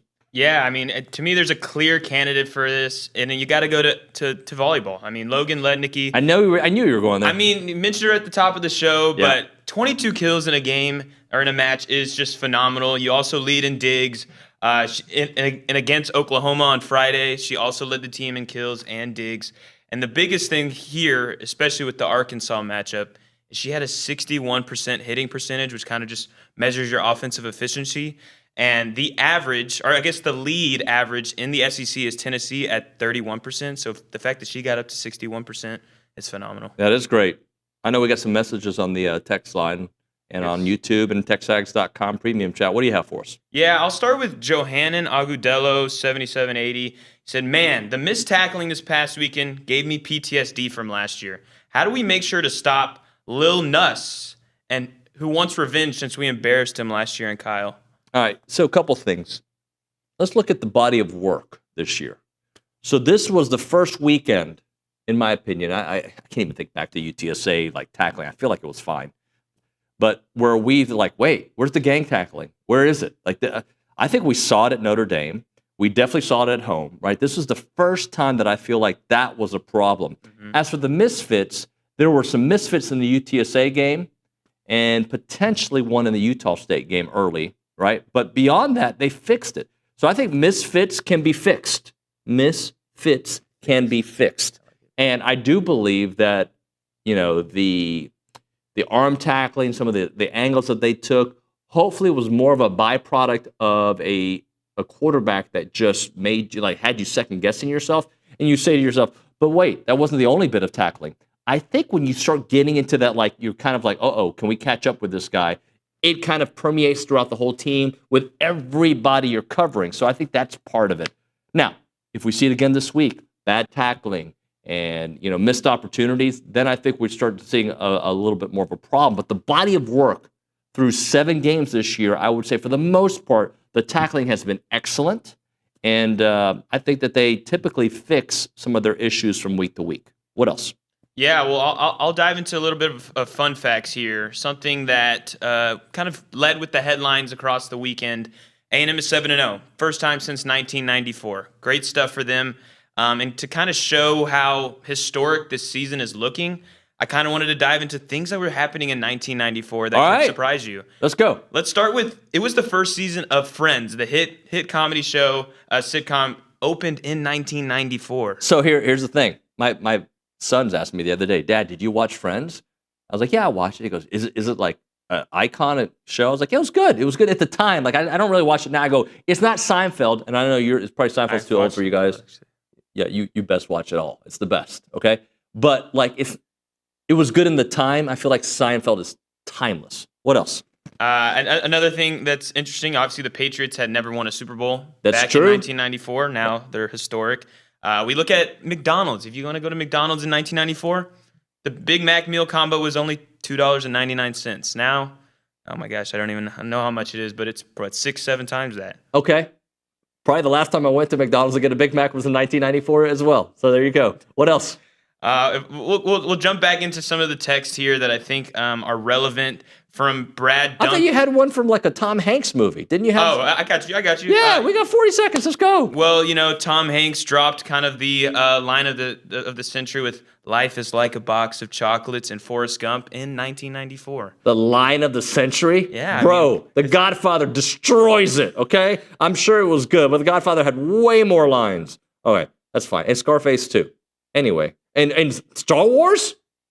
Yeah. Luke, I am your father? I'm not going to say it with the accent. Have you seen Star Wars? Of course. Okay. Yeah. One more. We got a few seconds. I got you. Shawshank Redemption, kind of the highest rated film all time, came out in 1994. Of all time, really? It is on IMDb. Huh. Did not know that. I liked it a lot. I wouldn't call it one of my favorites, but it's excellent. When we come back, we'll talk to Jordan Pugh. We'll keep it real. It's TexAgs Live.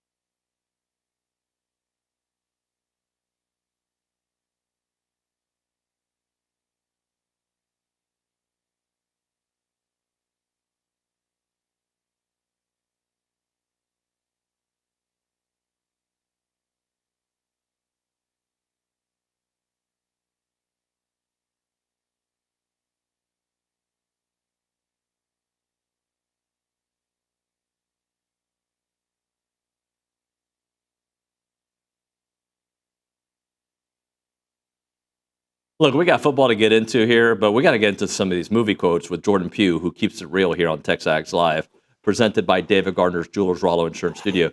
Jordan, I don't know if you're listening to the last segment, but Justin over here had some of the things that happened in 1994, the last time Texas A&M was 7-0 to start a season. Okay. And the movie was Forrest Gump that came out, and he said that what'd you call it, the most quotable movie of that century, right? That's what Nick said. I said the quote is the quote of the century, though. Okay, quote of the century, right? And I was like, come on, man, The Godfather had more than Forrest Gump. And I've Googled, and according to IMDb, Godfather didn't make the list, but I'm going to make it an offer you can't refuse. To me, is the most quotable. But yeah, I know that one. Yep. All right, what for you? Most quotable lines from a movie. So man, you put me on the spot, man. According to IMDb, hello, my name is Inigo Montoya. You killed my father, prepared to die, from The Princess Bride. Have you seen that? Yes, of All right. course.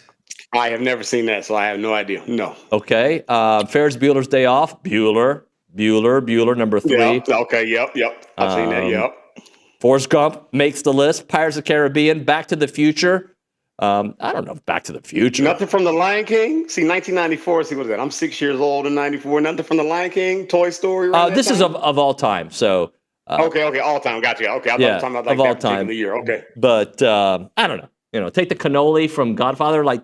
Anyway, let's get I know that one. Yeah, I know that one. Yeah, like that. Let's get to some football, man. Let's do it. I know you're gonna have actually. I don't know where you're gonna go with this because sometimes you surprise me on how you see things. Let's first start off with 7-0. Okay, let's do it. 7-0, great, right? It's what we expected coming off or going into the game. We knew that we were the better team. We knew that we can win in multiple facets, and we showed that again this past week, right? Being 7-0 is big. It's something to celebrate. It's something to be excited about. But also, the thing I love about Elko is understanding and shifting the mindset. Like, look, that's nice, but we still have not accomplished what we want to accomplish yet. And so, I'm glad that the fan base is excited. I'm glad that the fan base is happy. But, man, we're still on a mission. Because when you look at it, what is it, 5 more games within the regular season? It's a long way to go, especially with these road wins. Looking into the game, it's kind of what I expected. I knew that we would do well offensively. Defense kind of made me a little nervous because we knew that there was a mobile quarterback. You had Bobby Petrino making the play calls, and you saw that play out a little bit. Defensively, man, we kind of peeked our head to what we did earlier in the year. We gave up a lot of perimeter runs. We had some violations with our eyes within the game. And I think where you saw the momentum swing was when they scored right before halftime. Mm-hmm. When it happened, I was like, man, I almost texted you. I was this close. I was like, don't do it. I was like, leave him alone. He's working. And I said, man, we're in trouble. Because that gave them life, that gave them hope. And you saw the energy change, right? Mm-hmm. But I thought that we handled the storm. We weathered the storm. The offense did what they were supposed to do. Man, we could score in so many ways. It's crazy. And I'm going to stay on this. We go as far as Marcel takes us because we have everything that we need in order to be an explosive offense. But the way that we can run the football, the way that we have the pass catchers with Bethel Roman stepping up within the game, right? Just seeing what we can do there, man. And then defense did what it had to do when it was a must stop. So I thought that was really good. I still love the way that we can win in multiple facets. We can win when we're having down days, but we have got to make sure we stay on our P's and Q's defensively. I think this week is going to be the inverse. I think this week we're going to shine defensively. I think LSU's offense is explosive. I am not a Garrett Nussmeier fan. I think he's a sitting duck in that pocket with our pass rush. I think our defense will be a lot better. Offensively is where I'm like, okay, it's going to be a matchup problem because defensively, LSU can match up with us. They can go blow for blow on the outside with our receivers. Their front can hang with our front. So I think that's where the matchup is going to be this week. So I think it's going to be flipped. And then we're going into Death Valley, right? So, look, I'm excited about 7-0. I think it's big. I think, man, the trajectory of this team, I think we are championship caliber because of what we can do, how we can win, the multiple facets that we can play. Now, man, it's just staying consistent and understanding the task, time on task, and being able to handle all the adverse situations we're about to face. Talking to Jordan Pugh on the Bumpy's Catering and Bartending Hotline. Justin, there was a question that I answered at 9:50 about, if you can find it, about the defense, the tackling issues that we saw. If you can ask that same question to Jordan Pugh so we can get his thoughts, because I just gave a couple thoughts, but he played defense in the NFL. So what do you have it? Yeah, I do. All right, so essentially what it was, Jordan, is okay. I'll just read it out again. It said, man, the missed tackles this past weekend gave me PTSD from last year. How do we make sure to stop Little Nuss, Garrett Nussmeier, who wants revenge since we embarrassed him last year in Kyle? Remember, that's what we talked about last week. I said, remember, we went on the road against South Carolina, and it was eerily similar, okay? But South Carolina had the mobile factor with Lenora Sellers. Same thing with Taylor Green, right? The biggest thing is this. I think the thing that we struggle with the most, when I bring up the mobile quarterback, I think that it makes us – I think it throws our assignment off, or it slows us down. Whenever you got a mobile quarterback, that's another threat that you have to add defensively, right? So you're taking a guy out of the box, you're adding a guy into the box, you're adding a potential spy. So it's taking somebody out of the run fit, right? Because you have to account for a player who can utilize his legs, especially in the pass game.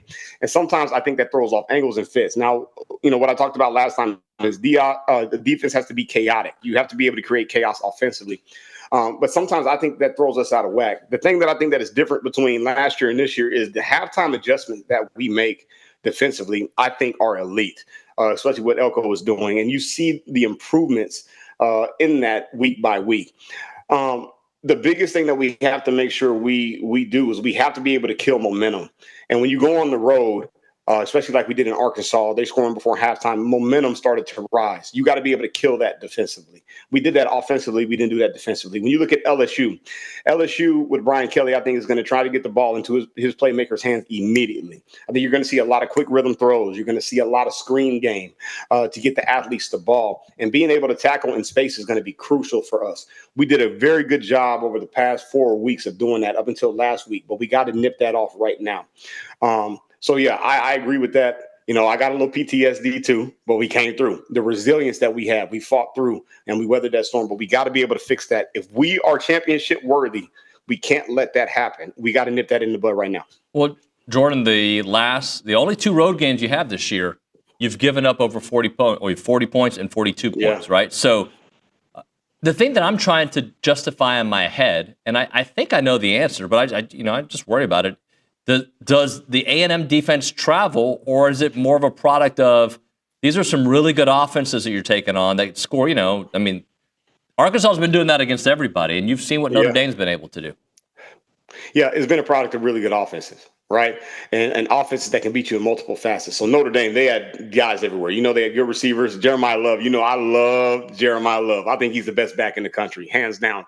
But you're also looking at the X factor, which is the quarterback who can use his feet. So CJ Carr had that ability. We know Taylor Green's ability is 10 times of what CJ Carr is. And I think that's what's throwing the wrench within the defense, because it doesn't allow you to be as aggressive as you want to be. You have to have your rush lanes. You almost have to 2-gap defensively in order to make sure that you account for that quarterback. I think this week is going to be the opposite. I think with Garrett Nussmeier, you know who he is. You know he's more of a pocket passer. You know that we can be more aggressive. We can fire off the line defensively. I think that's going to be big for us well. But, man, traveling on that road, that's where your defense is got to be able to travel. And we haven't done a good job of that against good defenses, or our good teams, our good offenses. So I think, man, going into this week, the struggles that LSU has had on offense. I think that we can expose a lot of what they want to do offensively with our defense and what we do in our packages. But we got to be able to stifle momentum. That has got to be the core thing with us. And if you notice a pattern with our defense, a lot of teams want to spread us out. Okay.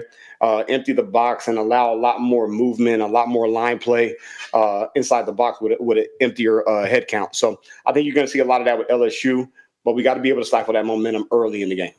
Am I unfair to this program when I say out loud, got to find a way to win 3? Got to find a way to win 3 out of the next 5? Because, and I'll throw you a couple of reasons. A, let's let this season play out and enjoy the journey. There's that. Yeah. Maybe they're better than 3 out of 5, right? Or, also does 10 guarantee you a playoff spot if there's 4 or 5 teams that are 10-2? I don't know. I think it would. So but do you see what I'm doing? I'm doing the math. All right, you got to win at LSU or Missouri, and then you got to take care of business at home, and you're in the playoffs, which is a talking point. But I don't know. I don't want my team thinking that way. Your team has to be week by week. The SEC is the most difficult conference because anybody can win on any given Saturday. That's the scary part. When you go into these games on Saturdays, you know there's the risk of losing, right? A legitimate risk in losing because everybody can match up player for player. I think, like you said, man, enjoy the journey, but I think this team is built a little bit different. They remind me a lot of Georgia. When you watch Georgia play, you see teams that are better than Georgia. You see teams that make more plays than Georgia, but for some reason, in some way, they find a way to win. They have to be the most resilient team in college football. They just keep knocking the door down.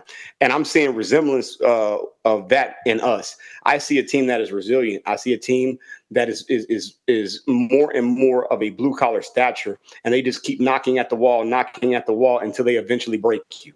And that's the thing that is exciting to see with this football team. We've been able to carry this thing on the road. We've been able to do it at home. But now the attrition factor kicks in. The guys in the depth kicks in at this point now.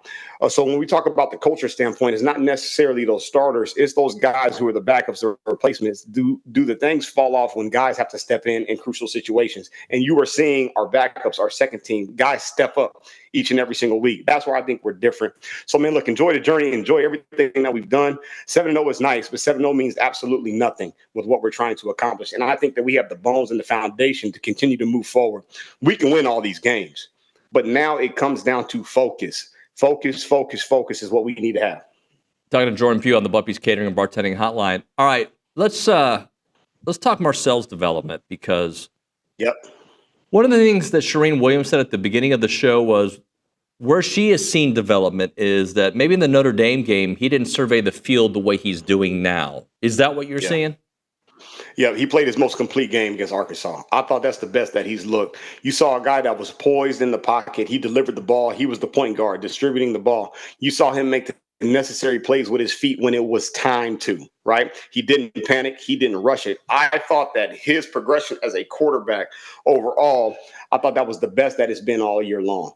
And you saw him take control of the offense, run the offense, make checks when he needed to.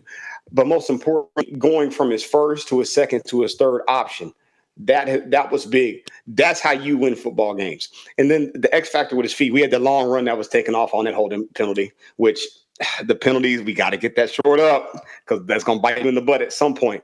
But, man, his progression has been good from week 1 all the way to week 7. You've seen a guy mature. But I think the Notre Dame game is when you really started to see the switch flip because you saw a guy in a big moment on a big stage with a national brand lead his team down for a win, which he's done before in the past. But the poise factor, the pocket presence, his read progressions have changed since that game. And that's where you've seen the progression. So I'm excited about what he's doing. And I think, like I told you before, man, we go as far as Marcel takes us.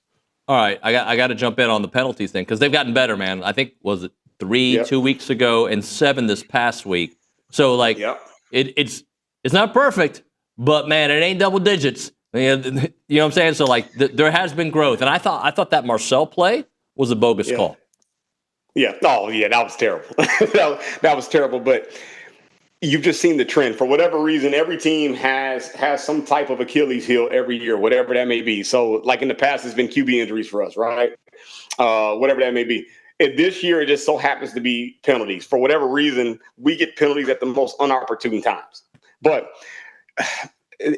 there's really no solve for that. That's the problem. That's the frustrating part. The players just have to be more sound with that.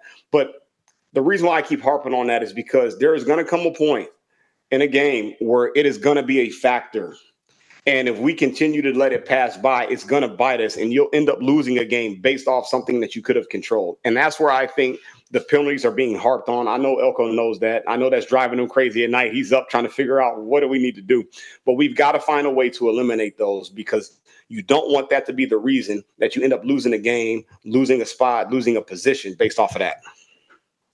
Where can LSU beat A&M? Like, where does A&M have to be careful? In the trenches defensively, that's where they can beat us. They can match us, their defensive front with our offensive line. That's where I think their strength is. Everybody talks about their secondary, but nobody talks about their front seven. Their front seven creates a lot of chaos in order to open up a lot of playmaking ability in the secondary. They're fast, they're strong, they're physical. They do a good job of running games and creating matchups, one-on-one matchups with their best players. I think that's going to be the key in this. But our X factor is Marcel because of the mobility factor. He can create plays, he can extend plays, and he can make plays with his feet. But I'm really intrigued by that front seven matchup, including including the linebackers in that. I think with the Weeks brothers as well. That's going to be the key. Can we run against that front? Can we manipulate the front? Can we create a clean pocket? And what is Klein going to do to dial up misdirections, use their speed and their aggressiveness to their disadvantage? That's going to be interesting for me. I think that's going to be the key matchup moving forward this week. Jordan, just give me 2 or 3 things that you need to see A&M do. So we've talked about it from an LSU perspective, but let's talk about it from an A&M perspective. What are 2 or 3 things that they have to do in Baton Rouge to get that 8th victory of the year? Number 1, tackle in space. Tackle in space. LSU has phenomenal skill players on the outside. They're going to get the ball to them. Tackle in space, because that's what I believe LSU is going to come out and do. All right, based off the film. Number 2, they got to be able to establish the run. Like, you hear that all the time, but that's going to be crucial. I think that LSU believes that they can take away our guys on the outside, meaning they're going to load the box. We have to be able to run with that loaded box. The third thing is special teams. I think special teams is going to be a factor.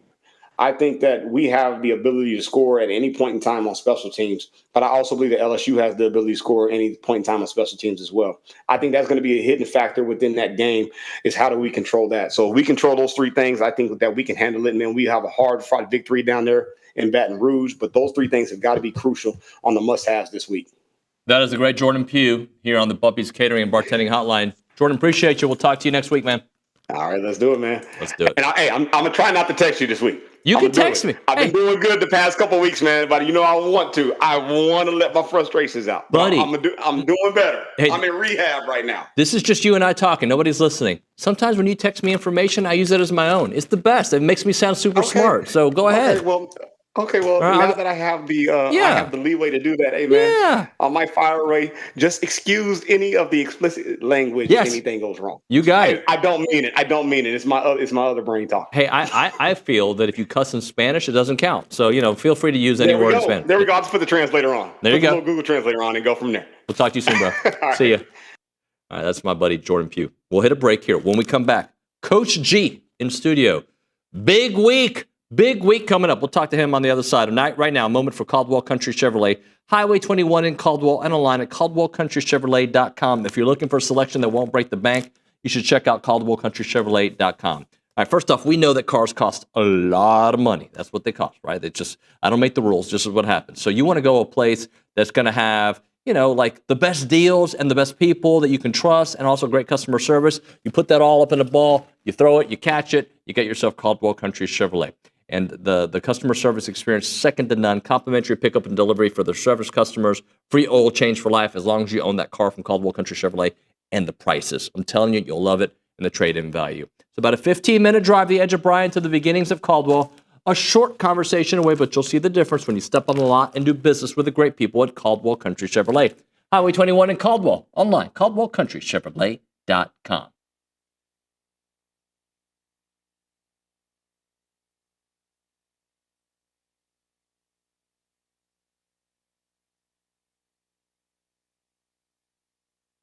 I wish I had Olin here for it because he loves energy drinks. Catalyst Citrus Spark. This is one of the new flavors out there. Whether you're grinding through workouts, cramming for a test, or closing in on a deal, or getting ready for TexAgs Live, you never know, right?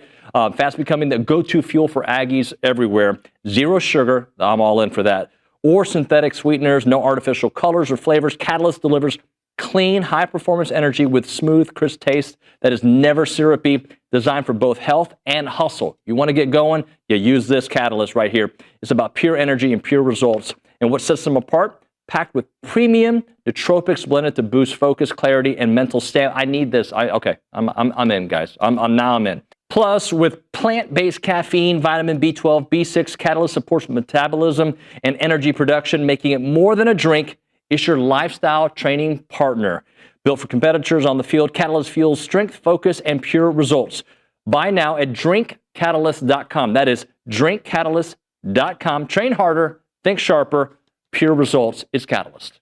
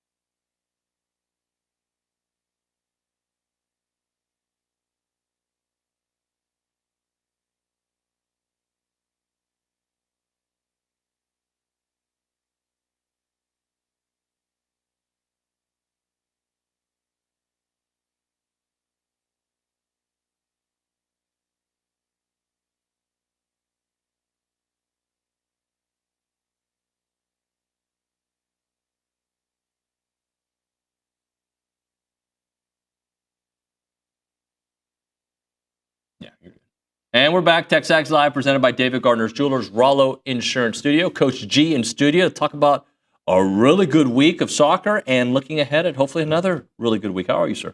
I'm great. It's good to be home, sleeping in our own bed. But it was a good week. We've said that we've had so many close games. We've had, I should have prepared with how many we've had, but a lot of 1-goal decisions, one way or the other, us winning or us not winning. So, going into last week, we knew that we were going to play against, two teams that were good defensively. It was going to be another tight game, and it proved to be that way. We score pretty early on a great goal by Kaylee Noble to go up on Mizzou on Thursday. They are gifted a penalty kick, stop the clock with 2 seconds left. You see that all the time in soccer, right? So they get the penalty kick. That takes a little bit of the wind out of our sails because we were in firm control of the match. And then, a little bit of a slow start in the second half as we're kind of trying to shake that off. But then our players really came out, did great. Madison Veranda in goal was terrific again. So it was, even though there was a lot of pressure and things going on around her, she kept her head and made some big saves to keep it out. So 2-1 win on that kind of gets a little bit more hop in our step, but then you go and play another top 10 team on the road with South Carolina, and really first half, the number 8 team in the country was not the better team on the field. I mean, it was the Aggies were really, really good. Second half, they made some adjustments, threw some more numbers forward, but at the same time, it was another good performance by our defensive unit. Hayden Wilson, who's been injured all season, came in for the injured players in that role, and she did a wonderful job. So it was a good all-around effort. Got another draw out of it, got 4 points on the week. So now we are in striking distance of both the SEC tournament, but also the NCAA tournament for the 29th time. So it's all to play for this week. How do you kind of look at this? Because you all, unfortunately, early on were so unlucky in these 1-goal games or 1-goal losses. And looking at it, this team is they've weathered the storm, and here you are and taking on the hardest part of your schedule potentially and getting results now heading into the last regular season week. Well, the good thing is, I mean, the team has improved every single week, and we've improved, and that's even by losing players. Like I said, this is a team with 11 new starters. Now we play, for those of you who don't know, soccer is 11-person sport. So all of our starters are new from last year. Then on top of that, you take away 4 at sometimes 5 of those new starters. You take them out of the equation too. But at the same time, the team has improved. I got to give my coaching staff has done a wonderful job of having the players prepared. A lot of what we try to do is, I think Coach Elko has talked about the same things. Is you've got to break old habits. You've got to get people to understand these are the parameters that we need to play, because we've figured that this is the best way for us to get to our potential. And it means that what you did as a youth player clearly ain't going to work against this, against the competition you're playing against now. We have to be structured, have enough structure and enough flexibility to be able to go in and play with and defeat really good teams that are maybe player for player have a lot of really special players that maybe we don't have at the moment, that might be injured or something. But our players have done a great job. Trinity Buchanan, our leading scorer, has been, phenomenal. Same thing with Bella Yakel, our captain, has been absolutely outstanding. And those two have gone great. Those who were at the game against Mizzou saw just a kind of a terrible, injury with Bella James. Went down, blood all over the place, which is even heightened by the fact that we had pink highlights on the jerseys. So all of that, but then Bella comes back and plays 90 minutes on Sunday to show how tough a kid these women are. Is this fair? Like, I know the results aren't where you want them to be yet, but you're trending in the right direction. But I feel like you're having fun this year. There's maybe the building of this team from scratch has also been a fun challenge for you.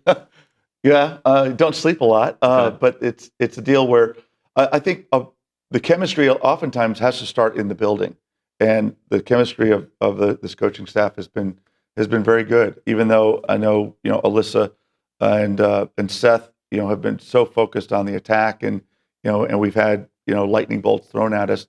They've continued to be really proactive, really positive.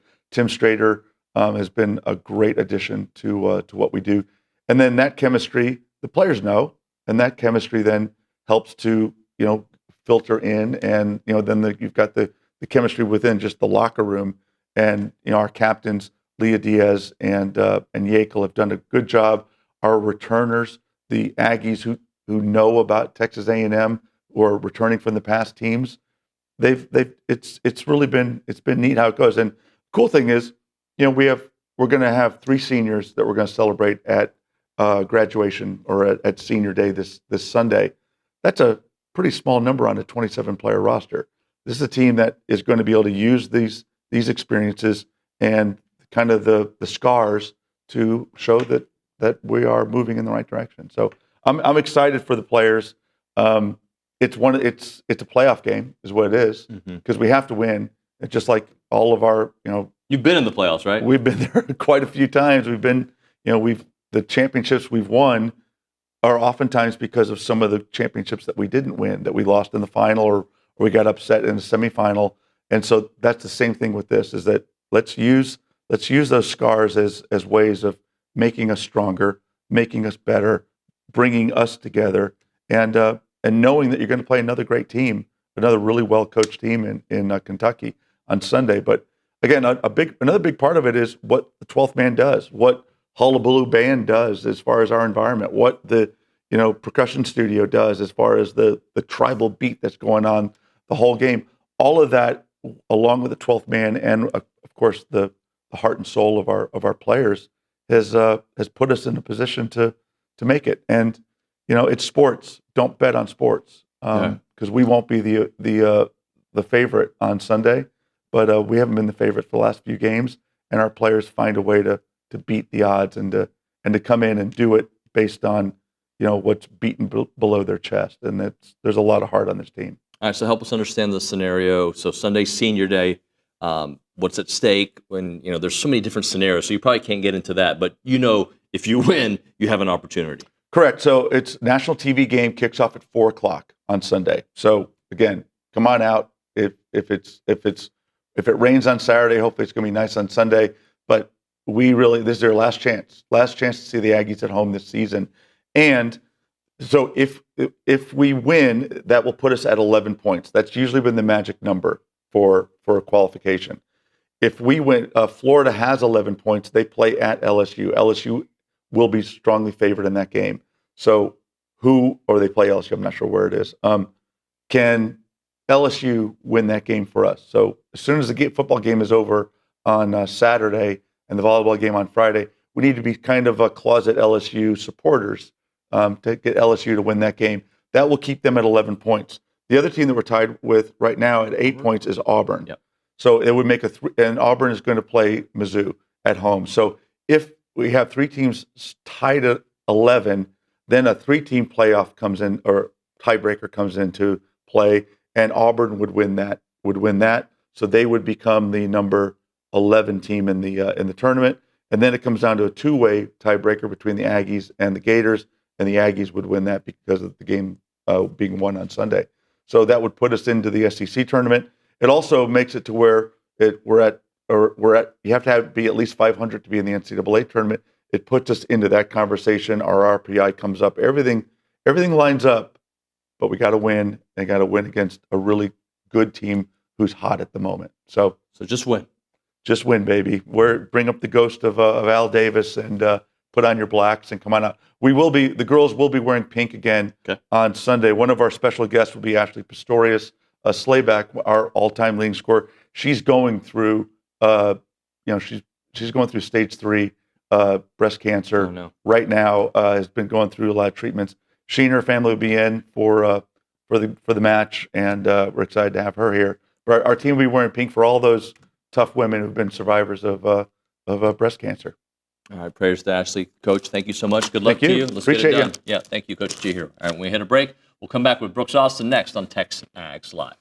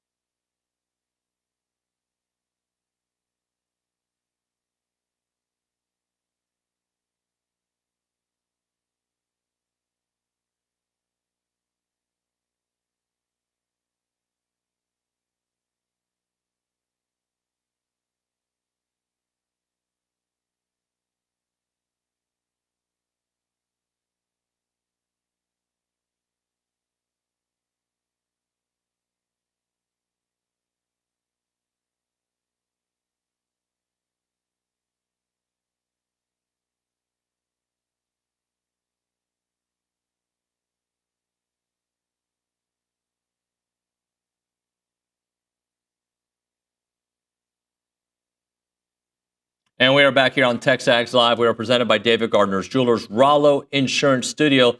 Let's go to the Buffy's Catering and Bartending Hotline. Brooks Austin joining us to break down everything that he can break down on the film, because he's the film guy and he's our buddy, and it's been too long. What's up, Brooks?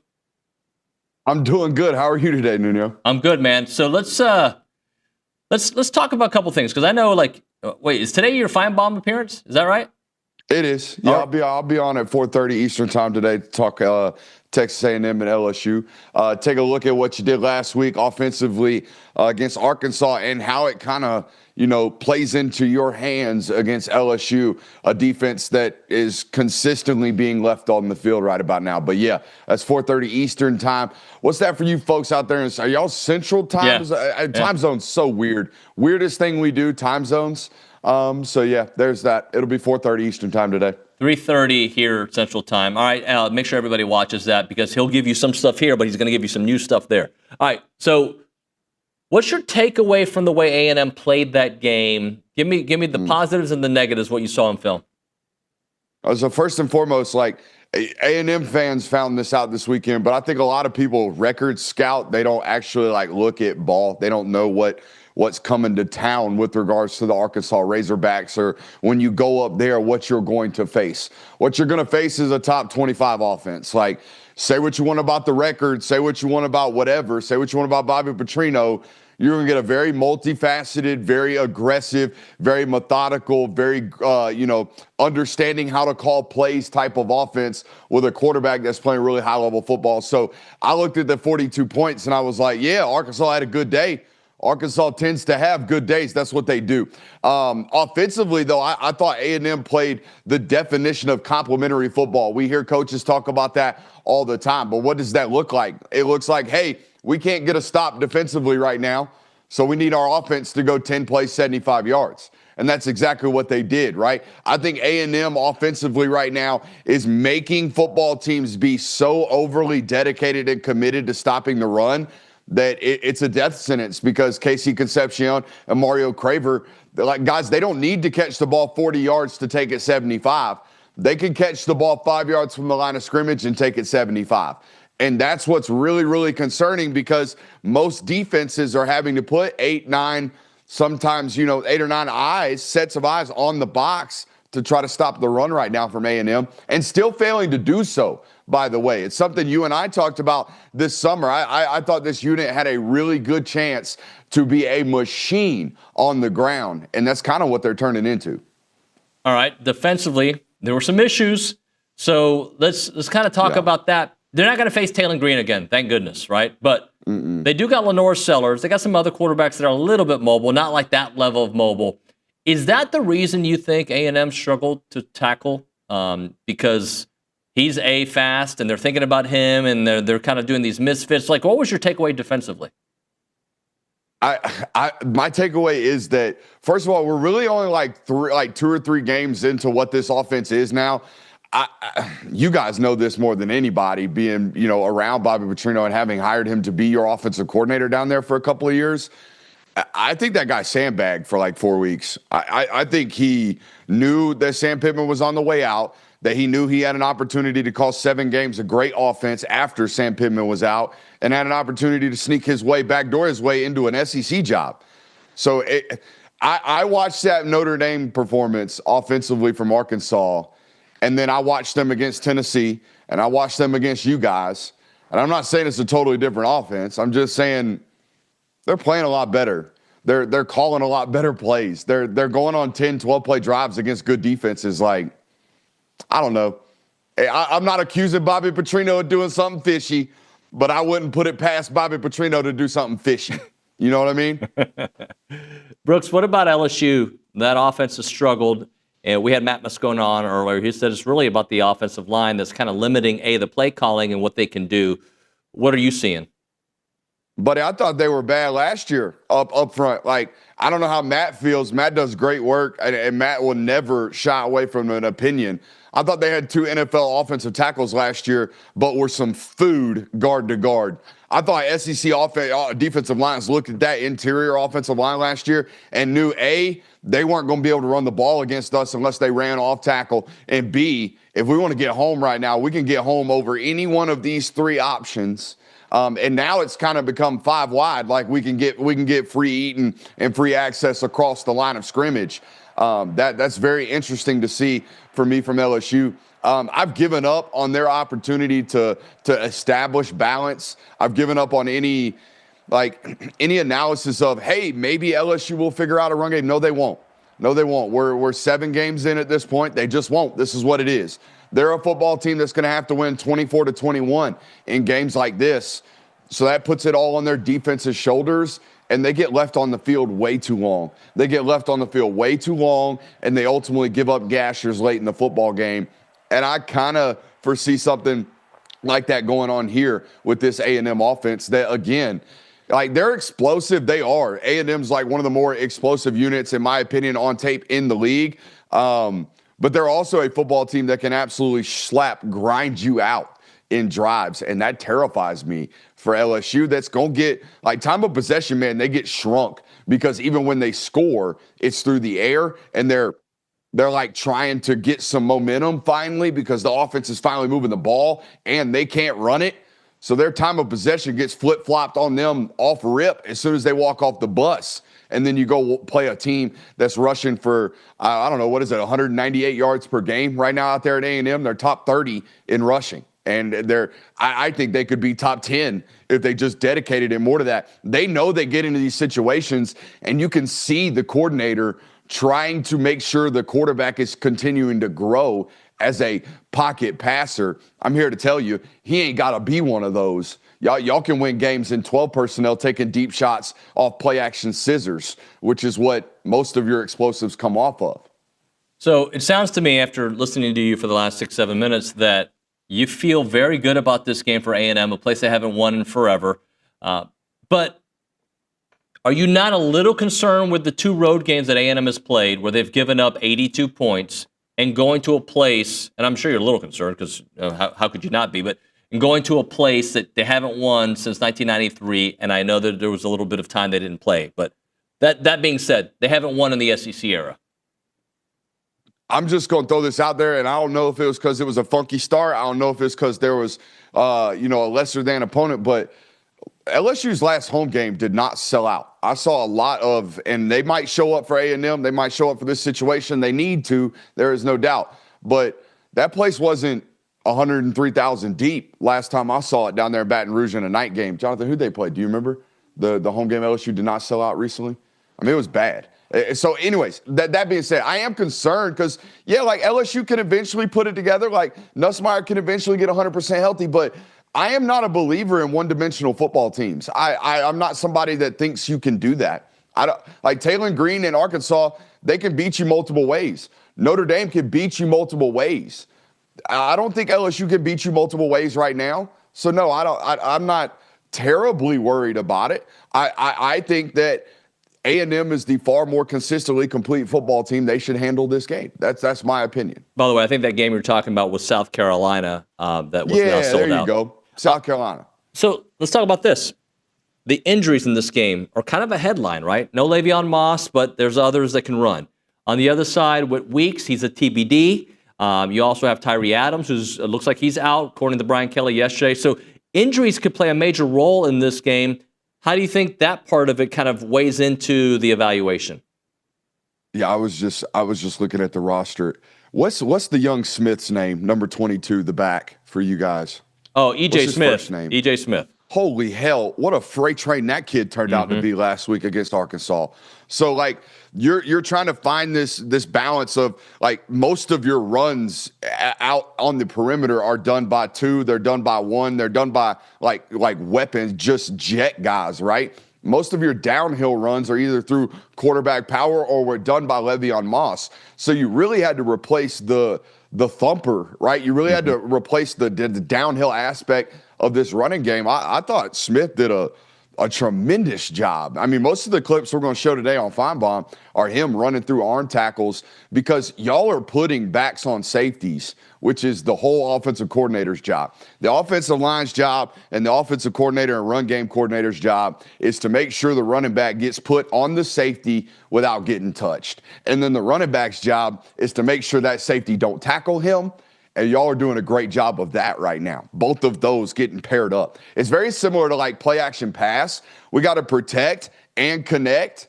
Like in run games, we've got to account for everybody but the safety.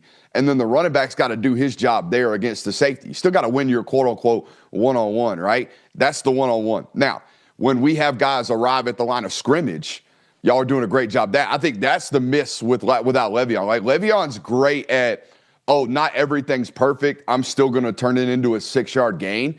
The explosivity of I'm going to make the safety miss and take care of him is still there, though.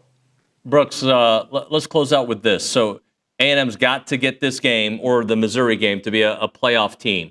And look, they got to do more than just that. But like I'm doing the math in my head. You got to win a road game against one of these teams, if not Texas, right? And you got to win your home games. Do you feel this team is trending? I mean, 7-0, you'd say yes, but do you feel like this team is going to be a playoff team?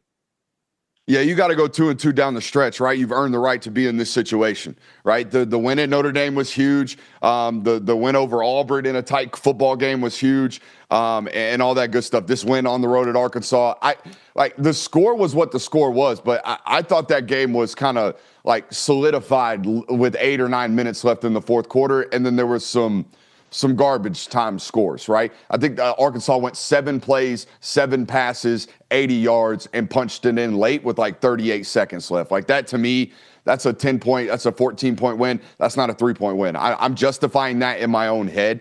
But moving forward, yeah, I feel really, really good about A&M's chances to be at least 2-2 down the stretch. Like, I don't know.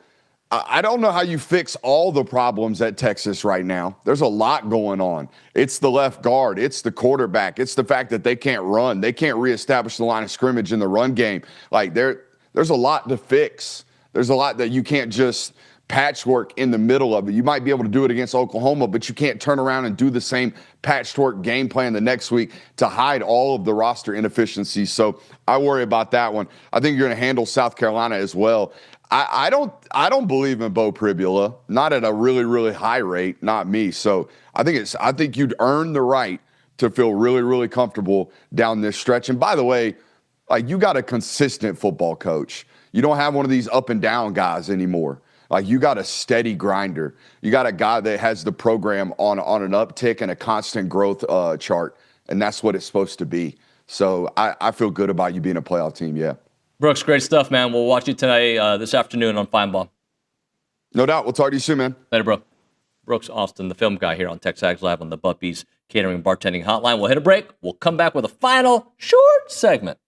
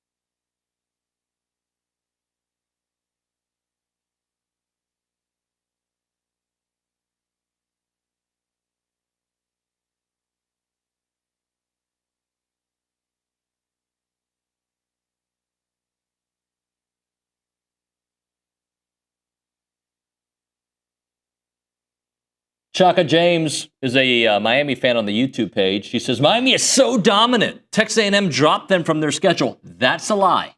Do not lie. We don't lie on this show, unless I lie. But we don't lie, Chaka. That didn't happen. Just for the record, A&M and Miami, by the way, I like Miami. People know that, right? Like, I'm an A&M fan, but I like Miami. They split, okay? They split. Didn't mean to raise my voice. I was just getting passionate, all right? They split. It was a 2-game series. Yeah, that was it, okay? By the way, movie quotes. Rocky. Somebody had it on the, Rocky destroys Forrest Gump. Yo, Adrian? I must break you? If he dies, he dies? Like, come on. Can't beat Rocky. What about A Few Good Men? Okay. You can't handle the truth. Great line. Maybe like a one. That was one, but great. All right. By the way, I got to do this live spot because I'm way late. If your organization or business is looking for an opportunity to engage with Aggies, then check out the Association of Former Students. They bring Aggies of all ages together during their marquee events held throughout the year. We're talking Aggie Ring Day that just happened, All Aggie Hullabaloo, and The Gathering. They welcome tens of thousands of guests, and there are many sponsorship and vendor opportunities to get your brand in front of all those attendees. And they offer a wide variety of both digital and in-person options to promote your brand. If your business is ready to engage with Aggies, choose a partner that's been with the organization for the last 140 years. For more options available, please email, look at me, I'm getting it done, at sponsorships@aggienetwork.com. It's the Association of Former Students. See you mañana.